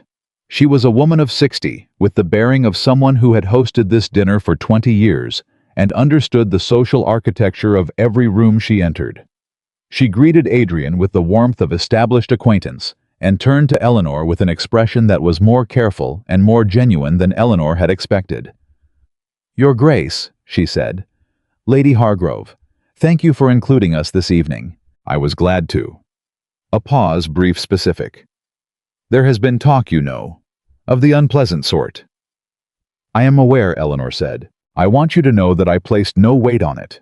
The Caldwell woman who started it at Pembroke's dinner has never been particularly reliable in her assessments." Lady Hargrove held Eleanor's gaze. "A woman who prevented unauthorized access to her husband's archive in his absence and secured the estate's legal documentation is not a woman who is working against that estate. Anyone with sense can see that." "I appreciate you saying so." Lady Hargrove leaned slightly forward. "Pembroke is here tonight. I did not know he would be. He was included in my husband's invitation list, and I only discovered this afternoon. I would have uninvited him had I known in advance." "Please do not trouble yourself about it," Eleanor said. "His presence changes nothing." Lady Hargrove looked at her with the expression of someone who has just upgraded their assessment of a person by a significant margin. "No," she said. "I rather think it doesn't." She moved away to greet other guests. Adrian bent his head slightly toward Eleanor's. "She is on our side." "She was deciding when we arrived," Eleanor said. "She decided in the first 30 seconds. "How do you know?" "Because she told me about Pembroke before introducing me to anyone else. She was warning me, which means she was already protecting me, which means the decision was already made." Eleanor looked at the room. Who is the magistrate Thomas identified? Third from the left near the fireplace, Sir Joseph Crane. The one Pembroke needs for the hearing. Yes. The county magistrate presides over the first stage of the proceedings. Crane will determine whether the case advances. Eleanor looked at Sir Joseph Crane. He was perhaps 65, with the expression of a careful man, the kind who gathered information slowly and changed his opinions rarely, but genuinely, when the evidence required it. "Do you know him?" She asked. "We are acquainted. He respected my father." "Then you should speak to him tonight. Not about the case, about the archive work, about the catalog, about what it established." She paused. "Not as legal argument, as information. Let him form his own conclusions." Adrian was quiet for a moment. "You are thinking several steps ahead." "I am thinking about what the hearing requires," she said. "Which is not only the documents, it is the context in which they are presented. A magistrate who has already had a conversation about the catalog's existence and purpose will receive the documents differently from one encountering them cold." "You have been planning this since Gerald visited." "Since I found the letter," she said. "Yes." He looked at her. "You should have been a solicitor." "Women are not permitted to be solicitors." "A significant loss for the legal profession," he said. She almost smiled. "Go speak to Crane. I will be here." He moved into the room. She watched him go the straight back. The controlled movement, the bearing that had been built over 36 years of being the Duke of Bellamy Court, and she thought that the bearing was not performance. It was simply him. The same person who laughed suddenly in corridors and carried his brother's letters in a wooden box and planted questions in the margins of correspondence and read her letters 3 times. The bearing was not the armor. It was just the outside of a man who had always been more than his reputation allowed. She felt Pembroke's attention on her before she saw him move. He was crossing the room toward her. She did not move away. She waited. He was 62, well-maintained, with the expression of a man who had spent years getting what he wanted through careful maneuvering and had not yet encountered a situation that required him to recalibrate the fundamental approach. "Your Grace," he said. The courtesy title delivered with the specific inflection of someone who considers it provisional. "Lord Pembroke," she said. "I had hoped for an opportunity to speak with you." He positioned himself beside her in the way of someone who wants the conversation to look casual to observers. "I understand you have been conducting extensive work in the Bellamy archive." "Yes." "A thorough catalog, I believe." "Complete and signed," she said. "Every item dated and described." Something moved behind his eyes. "How comprehensive?" "I am thorough by professional habit," she said. "When I undertake an archive project, I document everything. It is important that nothing can be misrepresented later, either added or removed, without a clear record establishing the prior state." Pembroke was quiet for a moment. "I have heard," he said, "that you have been quite active in the estate's legal affairs as well. For someone engaged as a conservator." "I am the Duchess of Bellamy," she said pleasantly. "The estate's affairs are my affairs." "Quite." A pause. "The Northern land matter, a complicated business." "Less complicated than it appeared when I arrived," she said. "The documentation is clear. The transfer was properly completed. The original deed is intact, signed, witnessed, and dated. The catalog establishes its provenance beyond any reasonable question." She turned to look at him directly. "I imagine that is disappointing for some parties." Pembroke's expression did not change, but something behind it tightened. "You are very confident for someone who has been at Bellamy Court for a matter of weeks." "I have spent 4 years assessing the condition of historical documents," she said. "I know what a genuine record looks like, and I know what a fabricated one looks like. The distinction is not subtle to someone with proper training." She held his gaze. "The hearing is in 2 days. I imagine both parties will present their strongest evidence. I have confidence in ours." He looked at her for a long moment. "Your husband," he said, "has always been a man who managed things quietly."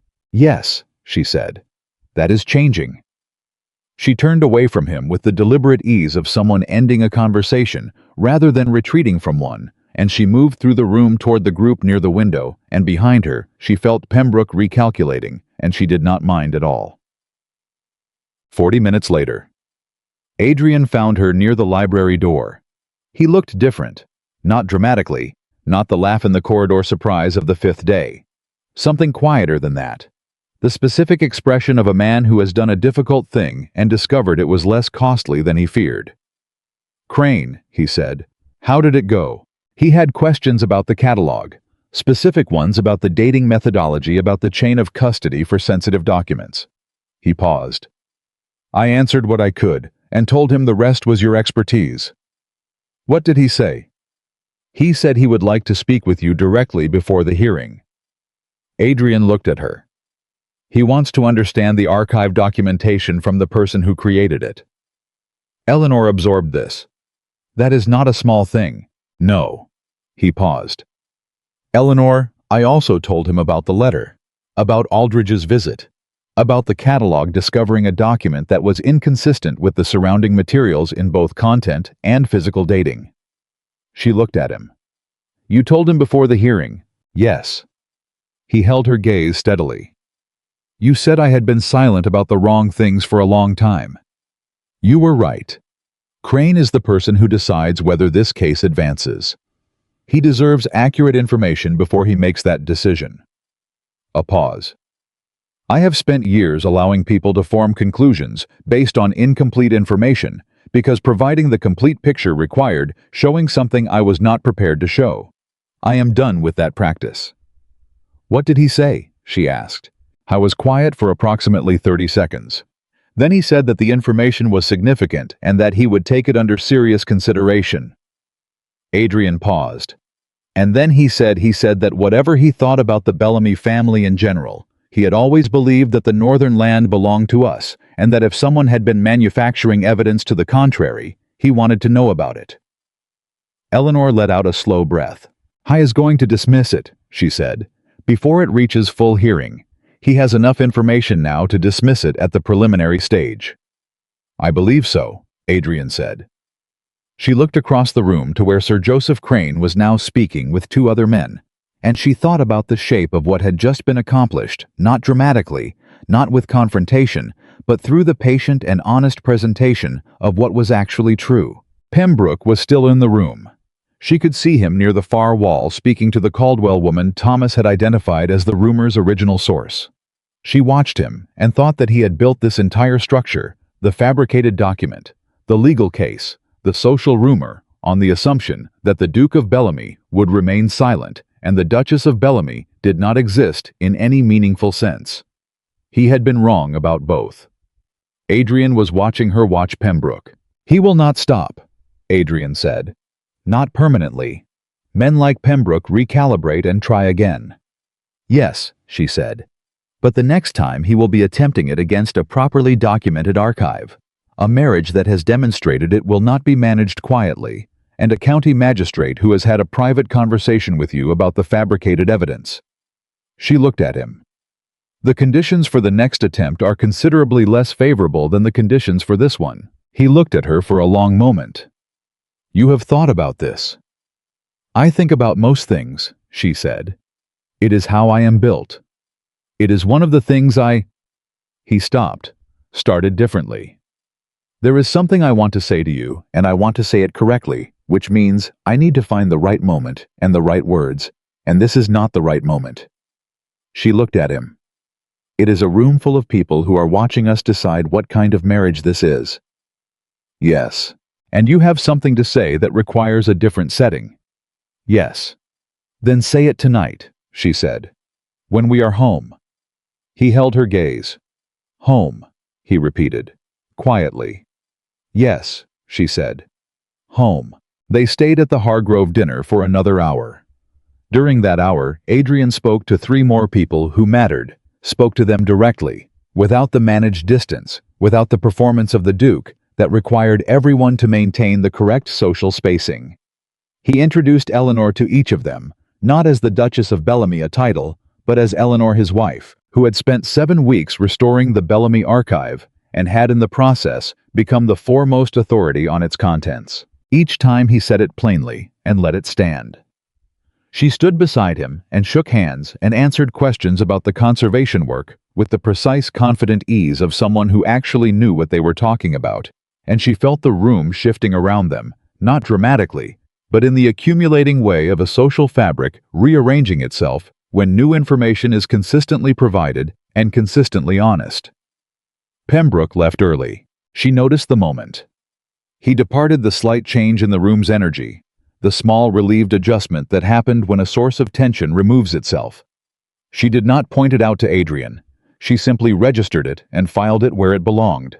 On the carriage ride home, they sat across from each other in the familiar quiet of two people who had learned they did not need to fill silence to justify each other's presence. The night outside the windows was cold and clear, and the Bellamy Court gates came into view eventually, and the estate presented itself as it always did. The old stone, the towers, the house that had been maintained rather than inhabited for too long. She was thinking about what Adrian had said, the right moment and the right words. "Tell me now," she said. He looked at her across the dark carriage interior. "I have been considering," he said slowly, "what it means that I read your letters 3 times each." She waited. "And that I came back from London 3 days early." "I told you there was no need," she said. "I know. I came anyway." He paused. "And that when Pembroke's man was here and you had sent him away before I knew anything about it, when Thomas told me, my first thought was not the legal implications. It was that you had been alone in the house, and someone had come with bad intentions, and you had managed it entirely without help, and the thought of you having to do that—" He stopped. "The thought of you having to do anything difficult alone is something I find I am increasingly unable to tolerate." The carriage was very quiet. "I did not come here expecting this," he said. "I want to be honest about that. I came here expecting to try to build something functional, something honest and manageable, and less of a failure than what came before." He looked at her. "What I found was—" He paused, and she recognized the movement of him searching for the least defended version of something true. "I found someone who walked into a house full of damage, and instead of deciding in advance what was wrong with it, simply sat down and looked carefully until she understood what she was actually dealing with." "That is my professional method," she said quietly. "I know," he said. "And I am telling you that you applied it to more than the archive." She held his gaze. "I am not made for speeches," he said. "I am not. There are things I am not good at expressing, and I am aware that this is one of them. But I want you to know clearly, and without the managed version of it, that what you are to me now is not what I expected you to be when you arrived. And I do not know exactly what the right word is for it yet." He paused. "But I know that this house is different when you are in it. And I know that I am different. And I know those two things are connected." The carriage stopped. They had arrived. Eleanor looked at him in the dim light of the carriage interior. This man who had spent 36 years building walls in the specific and determined way of someone who had learned that attachment created loss, who had given his brother's most damaged possession to a stranger, because it was the closest he could get to keeping it safe, who had stood up in a room full of watching people tonight and said her name plainly and let it stand. "You are not the same person who sat across from me in that carriage 7 weeks ago," she said.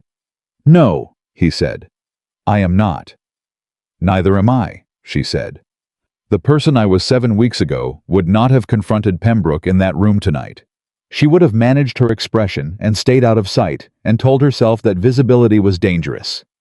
She paused. "I have spent a long time being invisible as a form of protection.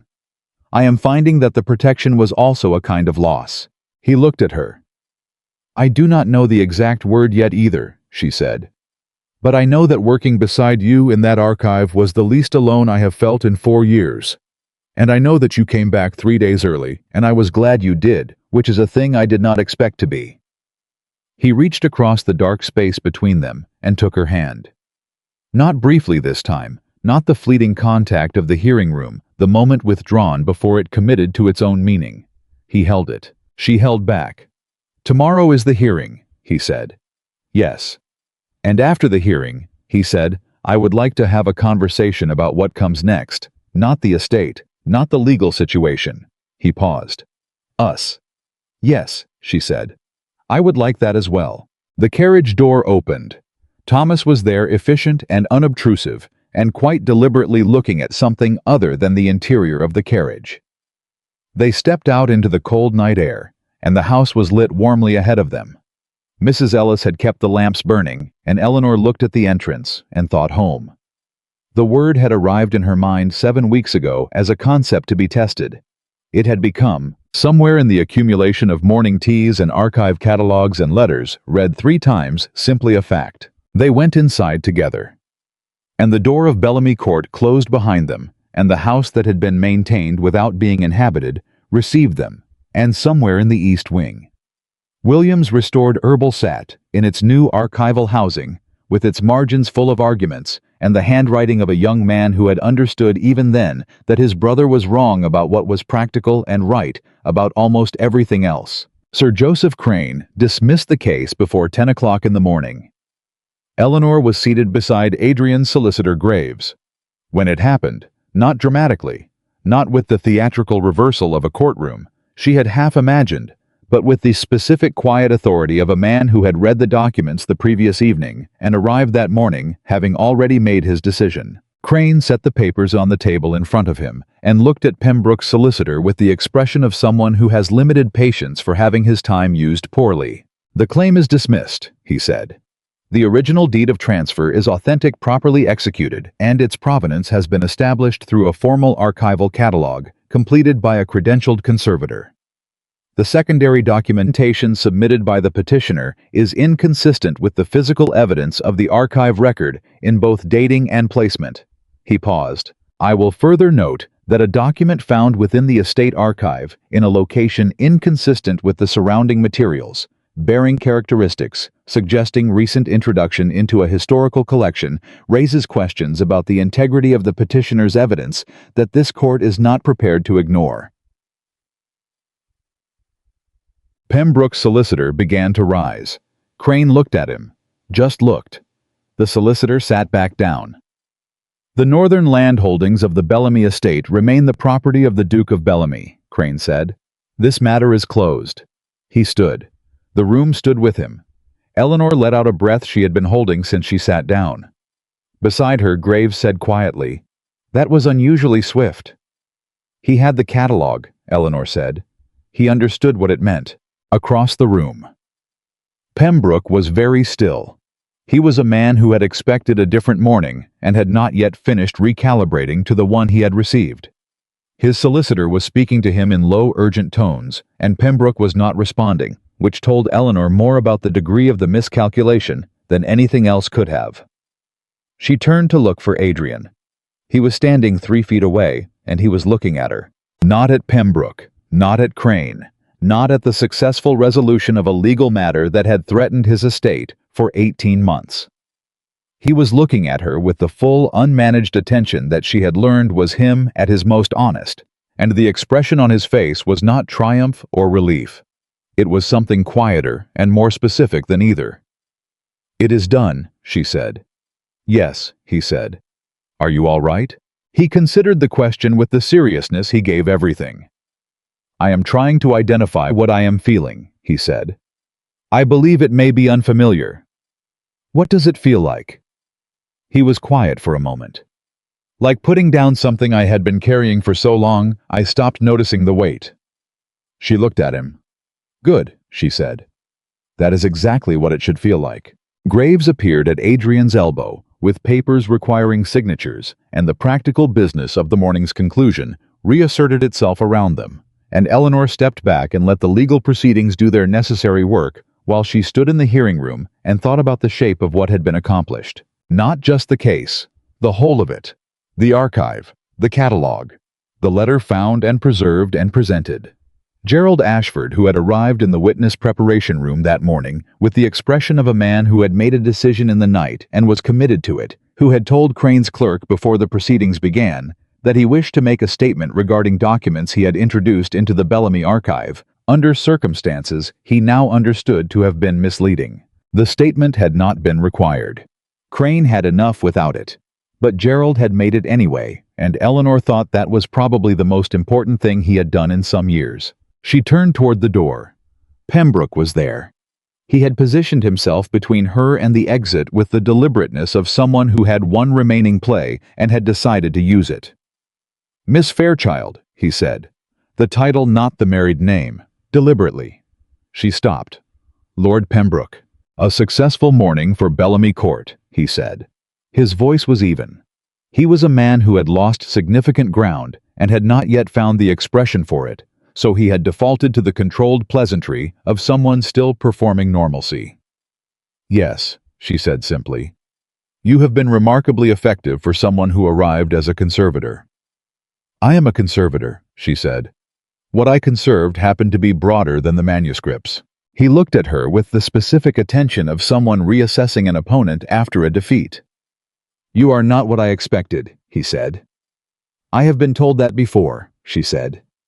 "Usually by people who had decided what I was before finding out." Something crossed his face.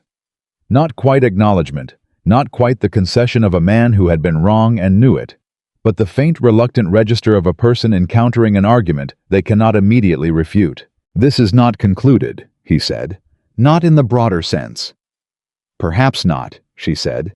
"But the document exists, the catalogue exists, and the magistrate has made his determination. The conditions for whatever comes next are considerably different from the conditions you started with." She looked at him steadily. "I would encourage you to consider whether the next attempt is worth the cost of making it." She walked past him. She heard him say nothing behind her, which was its own kind of answer.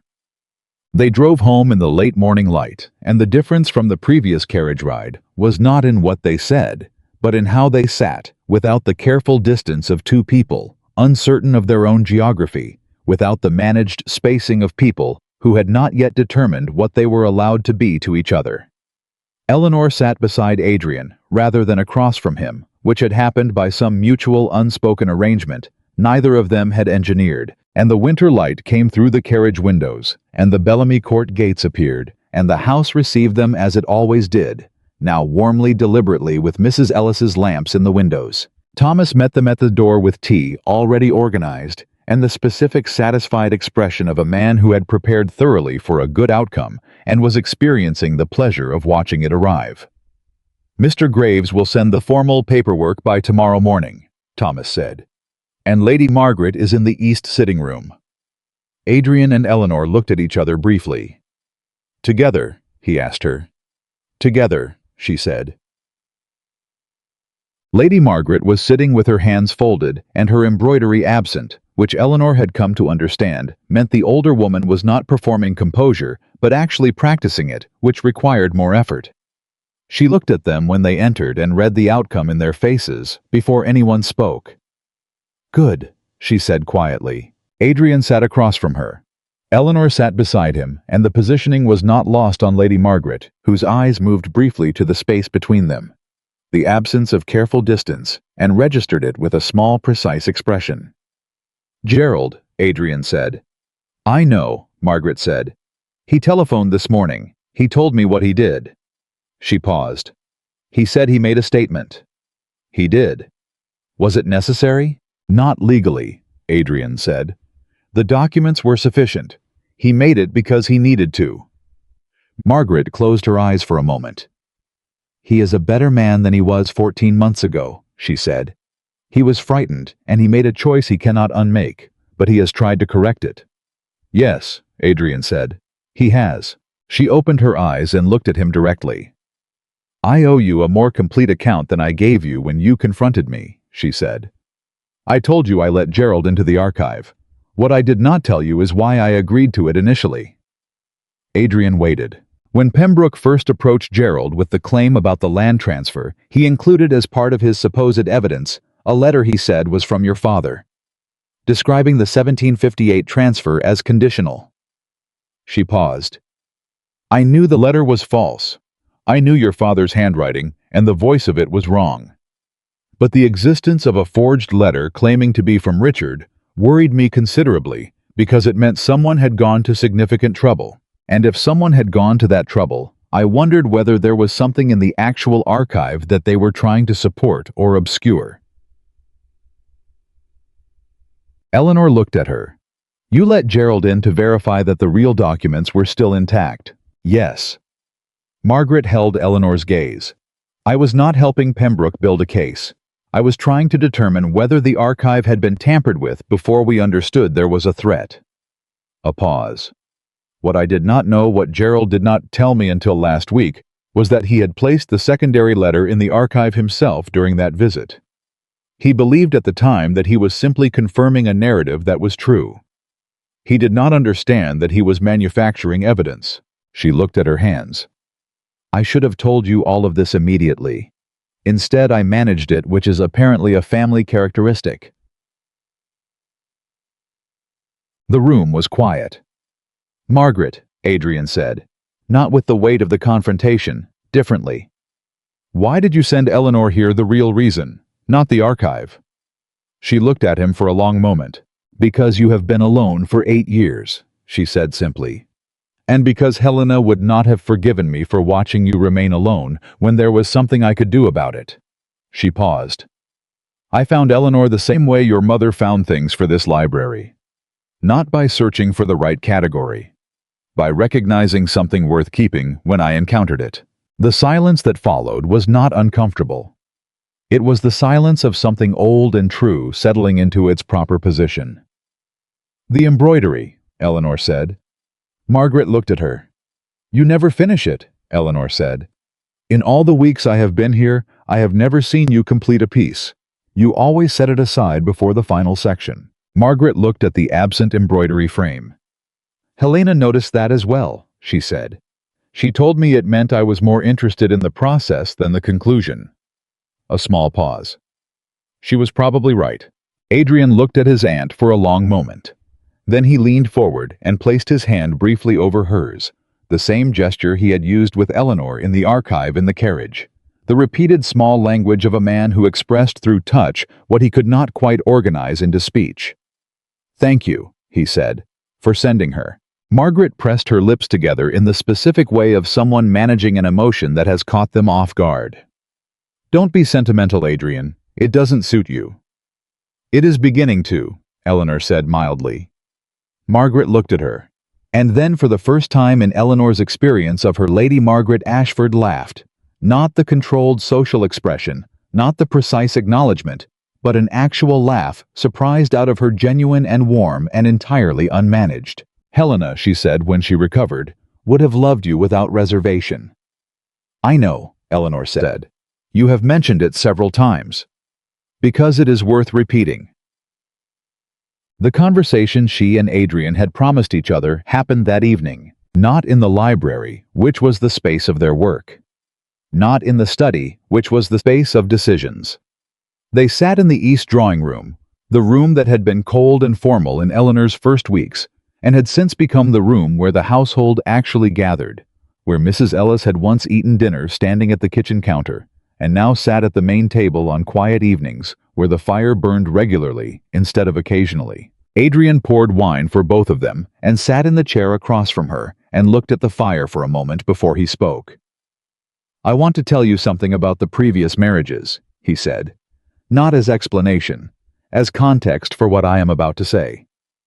All right, she said. The first was arranged when I was 28. Lady Cecily was 23. We had met 4 times before the wedding.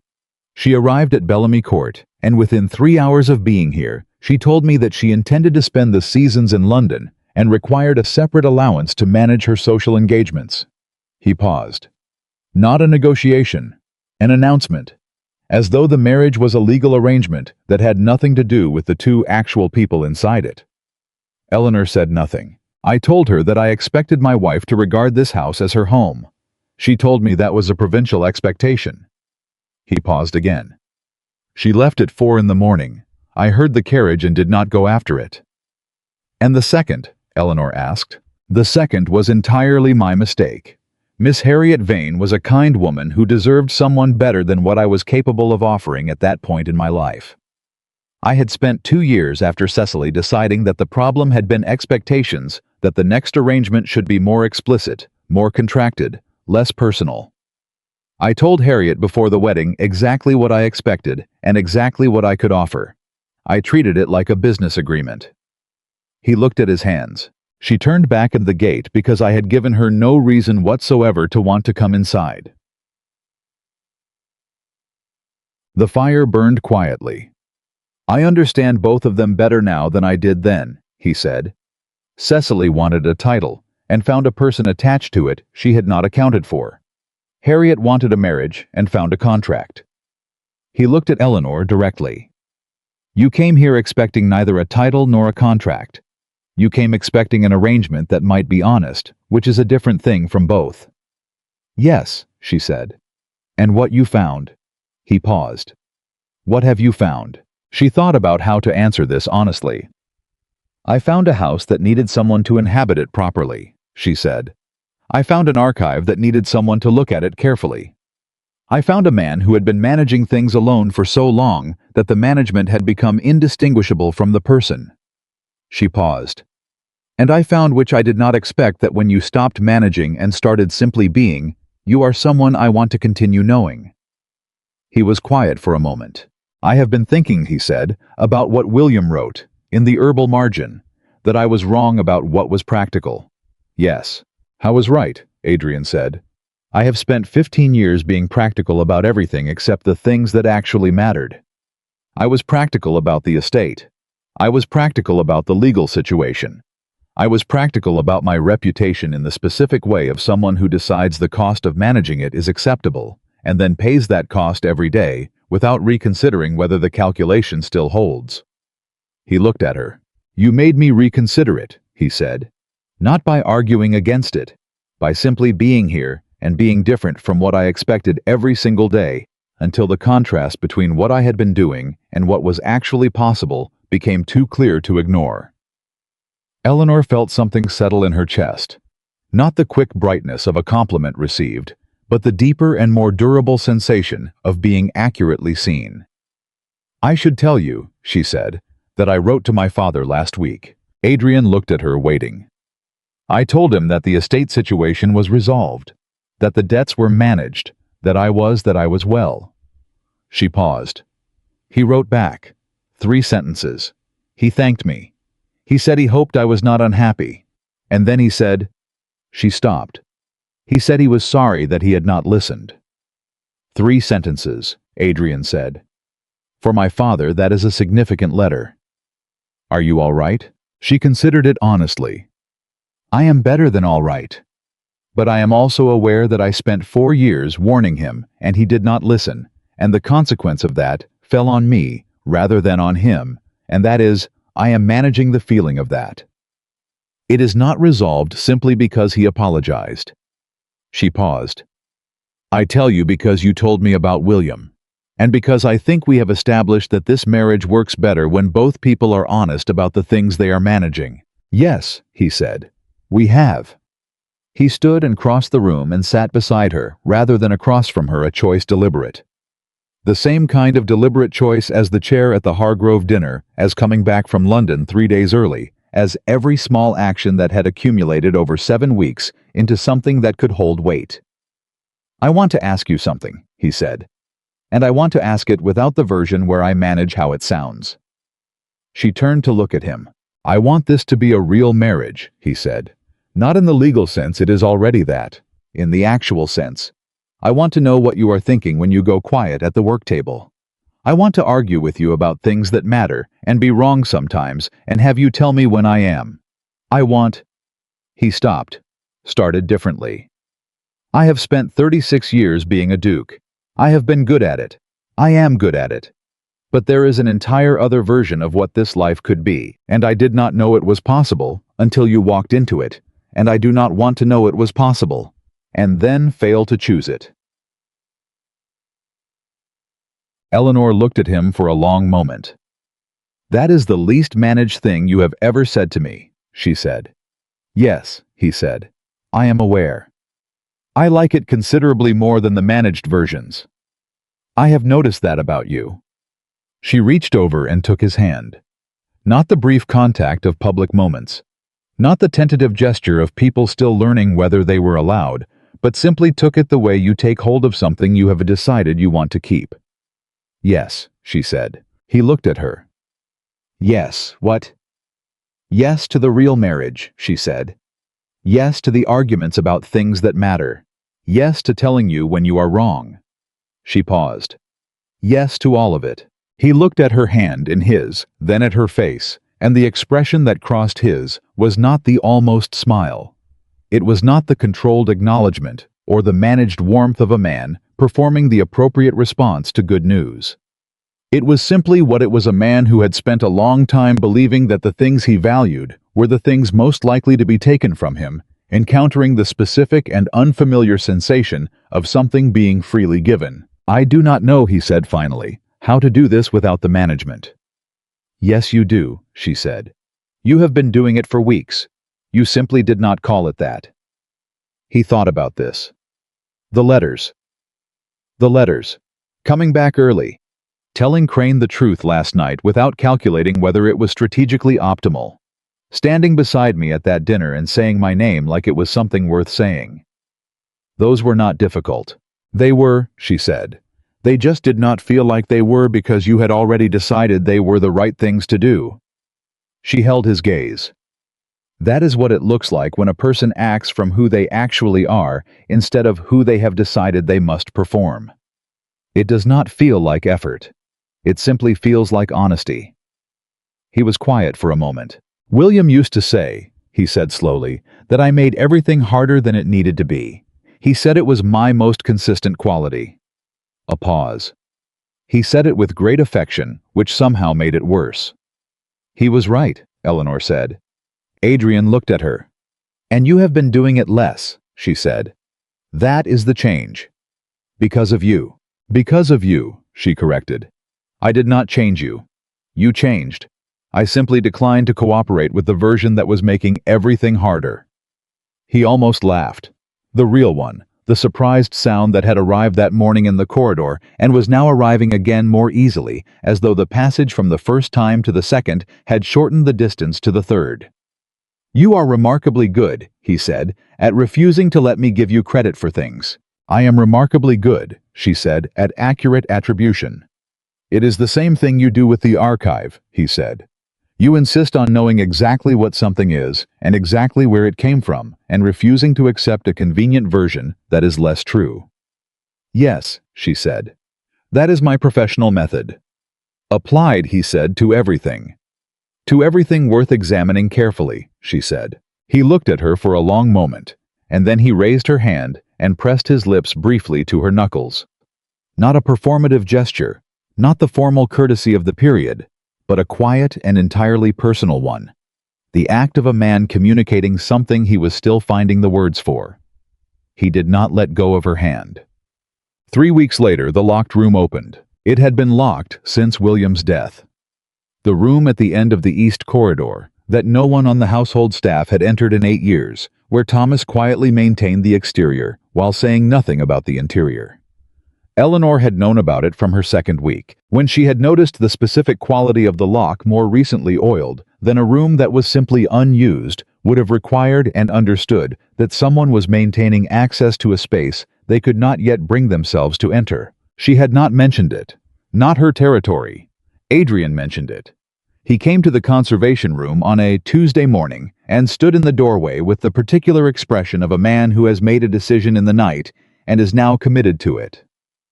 The East Corridor room, he said. Eleanor looked up from the document she was treating. I want to open it, he said. I think I believe it is time. He paused. I would like you to come with me. She set down her brush. She removed her gloves. She went with him. The room was William's study. That was immediately apparent, not from any single object, but from the accumulated quality of a space that had belonged entirely to one particular person. Books organized in a system that was clearly personal and entirely William's own. A writing desk with letters still on it. Correspondence interrupted mid-management when death arrived. A shelf of botanical references. 3 of Parkinson's volumes exactly as Adrian had said, with slips of paper marking specific pages, and above the desk, a small framed watercolor of the Bellamy Court gardens. Not painted by a professional. The brushwork was enthusiastic rather than skilled, but painted with the specific attention of someone who had looked at something long enough to understand why it mattered. Adrian stood in the middle of the room and did not speak for a long moment. Eleanor looked at the Parkinson volumes. She looked at the letters on the desk, not reading them, simply registering their existence as ongoing things interrupted rather than concluded. She looked at a young man's room that had been left exactly as he had left it, preserved in the specific way of something too important to alter and too painful to enter. He argued with Parkinson too, Adrian said. His voice was quiet and almost steady. Not just in book margins. In person in conversations he used to say that Parkinson was brilliant and frequently wrong, and that those two things were not contradictory. He moved toward the bookshelf. He was right. That is the infuriating thing about William. He was right about almost everything he took seriously. Including you, Eleanor said gently. He touched the spine of the first Parkinson volume. He left me a letter, he said. In this room. Thomas found it when Thomas was the one who locked the room. He told me there was a letter, but that he thought I should come to it when I was ready. Eleanor looked at him. Thomas has been waiting 8 years. Thomas, Adrian said, is considerably more patient than anyone deserves. He looked at the desk. The letter is in the right drawer. He did not move toward it. Do you want me to leave? Eleanor asked. No, he said immediately. No, I want you here. He turned to look at her. That is the thing I keep discovering. Whatever the difficult thing is, I want you present for it.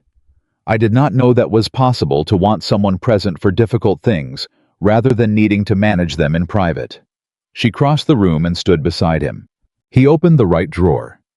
Inside was an envelope. His name on the outside in William's quick, warm handwriting, the same hand she had seen in the herbal margins in the letters in the wooden box. Adrian. Underlined once. He opened it. She looked at the watercolor on the wall while he read. She gave him the privacy of her not watching, while still being exactly where he had asked her to be. She heard the specific silence of someone reading something that costs them something. Then, Eleanor. She looked at him. His face was entirely open. Not the grief-arriving expression she had seen when he first held the restored herbal that had been old pain surfacing. This was different. This was the expression of someone receiving something they did not know they had been waiting for. He writes. He stopped, cleared his throat, started again. He says he is writing this before what is going to happen happens, because he wants there to be a record of what was true. He looked at the letter. He says he writes, You have spent your whole life protecting everyone except yourself. I know why. I know what Father said to you about duty, and what Mother's illness cost you, and what you have given to this family for 30 years. I know all of it, and I want you to know, I want there to be a record somewhere that I see it, that I am grateful for it. That being your brother is the thing I am proudest of, whatever else I have been. The room was very quiet. He says. Adrian's voice bent on the next words, and he did not try to straighten it. The estate will be all right. You will make it all right, you always do. But I want you to do one thing after this that is not for the estate or the family or the name. I want you to let someone in, not to manage them, not to protect them, just to let them actually be near you. You are better than the reputation, and better than the title, and better than the life you have been living, and you deserve to find that out. He set the letter down on the desk. Eleanor reached over and took his hand. He held on. He knew, Adrian said. Yes. He wrote this knowing I would not read it for years, knowing it would wait. He looked at the letter. He was always patient with me in ways I did not deserve. He was your brother, she said. That is what brothers do. Adrian pressed his lips together. He was not going to fall apart, she knew that about him by now, but he was also not going to manage this one into flatness, which was its own kind of progress. He would have liked you, he said finally, enormously. He would have argued with you about manuscripts and been wrong half the time and delighted about it. I would have liked him, she said. I already do from the margins. He turned to look at her. The afternoon light from the east corridor window was behind her, and she was standing in William's room, holding his hand, and whatever expression was on his face in that moment was not something either of them needed to name. Thank you, he said, for finding the herbal, for the catalog, for every piece of evidence, for staying. He paused. For knowing from 7 weeks ago in that carriage that you were going to stay. I told you, she said. I came here expecting to try. You told me it was not a promise, he said. It became one anyway. Yes, she said. It did. The morning that Bellamy Court stopped being known as the house where brides disappeared was not a single morning. It was the accumulated mornings of Mrs. Ellis eating dinner at the main table. It was Thomas Graves who had learned to smile more completely in the past 2 months than he had in the previous decade. It was Lady Victoria Harrow arriving for afternoon tea with the specific ease of someone who had stopped being strategic about her visits and simply came because she wanted to. It was Lady Margaret finishing a piece of embroidery for the first time in anyone's memory and presenting it to Eleanor with the brisk announcement that she had decided conclusions had been underrated. It was the East Corridor room, unlocked, aired, maintained now as a room with a purpose. A room where William's books lived, and where Adrian went sometimes in the mornings to sit with the Parkinson volumes, and where Eleanor occasionally found him doing exactly that, and simply came in and worked at the corner table without comment, the two of them occupying the space together without requiring it to be anything more than what it was. It was William's herbal fully restored, sitting in a place of honor in the library where it could be handled without gloves and read without fear. It was the evening in December when Adrian came to the conservation room where Eleanor was finishing the last treatment notes on the 7th and final damaged volume, and he stood in the doorway and watched her work for a moment before she looked up. The archive is complete, she said. I know, he said. She had finished the last treatment that morning.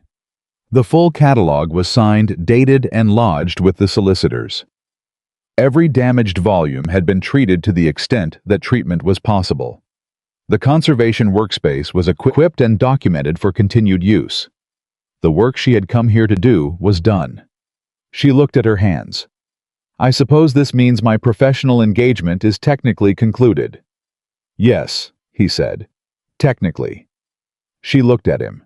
I want to ask you something, he said. He was not managing his expression. He had stopped doing that somewhere in the past weeks, and the result was a face that was simply his, older than it had looked in public photographs, and younger than it had looked at the Ravenshire banquet, and entirely human in all the ways that mattered. The conservation workspace, the techniques you have been developing here, the specific methodology of the catalog. She waited. There are 12 other estates within 20 miles of Bellamy Court, he said. Several of them have archives in considerably worse condition than ours was when you arrived. I have been in correspondence with 2 of the owners who are aware of the work you have done here and have inquired about whether you would be available for consultation. Eleanor looked at him. You arranged that. I mentioned the work you had done, he said. The inquiries arrived independently. Adrian, the workspace is already equipped, he said. The methodology is established. What would be required is an expansion of scope-taking on consultation work from other collections, perhaps training an assistant developing the practice beyond a single estate. He paused. Bellamy Court has the space, and the archive, and you are by any professional measure the foremost authority on its contents. She looked at him for a long moment.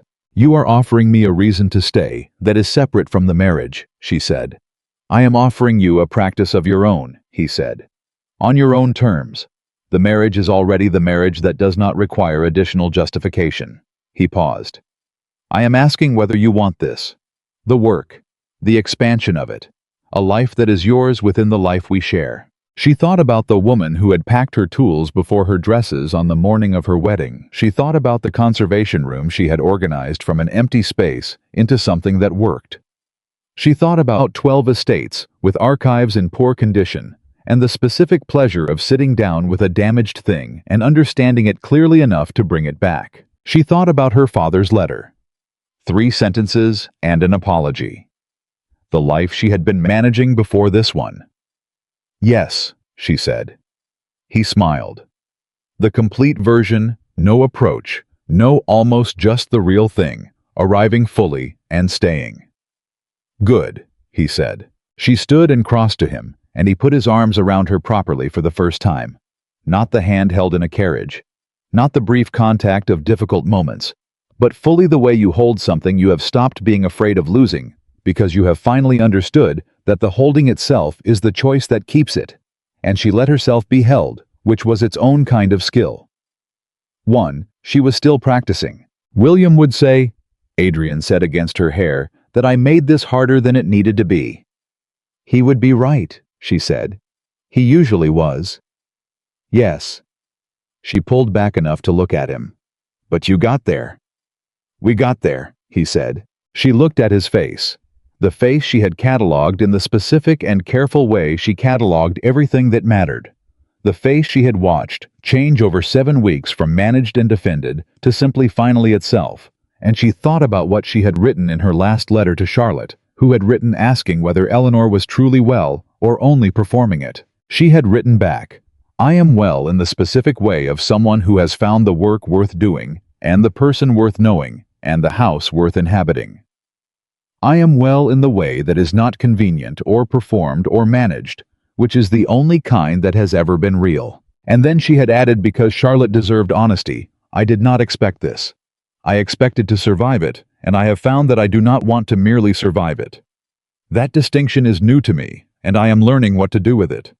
She was still learning. But the archive was complete, and the estate was secured, and William's herbal was on the library shelf with its margins full of a young man's excellent arguments, and the East Corridor room was open, and Bellamy Court was inhabited now fully genuinely in the way that made a house into a home, which had nothing to do with the quality of the furniture, and everything to do with the people who had decided that this was where they were going to be present with each other. The brides of Bellamy Court had always left before dawn.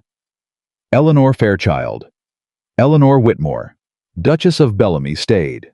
Not because she had been saved, not because the Duke had become someone other than who he was, but because she had walked into a damaged place with her tools and her honesty and her professional refusal to decide what was wrong with something before she had examined it carefully, and what she had found beneath the damage was a structure worth restoring. And she had restored it the way she restored everything patiently, accurately, with the specific and unglamorous care of someone who understood that the most important work was rarely visible and never fast, but that what it produced, if you were patient enough to wait for it, was something that could last. In his private journal, in the small leather notebook he had kept since his father gave him one at the age of 12, Adrian wrote a single entry on the evening of the day the archive was completed. I once believed a duke's duty was to stand alone. I was wrong. The greatest strength a man can possess is having someone beside him who knows his heart. Not the managed version of it, not the title or the reputation or the history, but the actual thing in its actual condition, damage and all. Eleanor knows the actual thing. She knew it before I did, which is, I have come to understand entirely characteristic of her. I find I do not mind being known. I find, in fact, that it is the only thing worth being. He closed the notebook. Downstairs, Eleanor was in the library. He could hear the faint sound of her moving between the shelves. The particular quiet industry of someone doing work they love in a space they have made their own. He went downstairs. He did not knock. He simply opened the door and went in, because the library was both of theirs now. And some doors you stop needing permission to open when you have finally understood that the house on the other side of them is home. She looked up. Done for the evening? She asked. Done, he said. He sat down across from her. She went back to her work. He opened the estate correspondence he had brought, and the fire burned between them, and the lamps held steady, and outside the winter night settled over the Bellamy Court grounds, with the particular quiet of a place that had stopped holding its breath and started simply being what it was, old and imperfect, and worth keeping the same as everything else in this house that had survived long enough to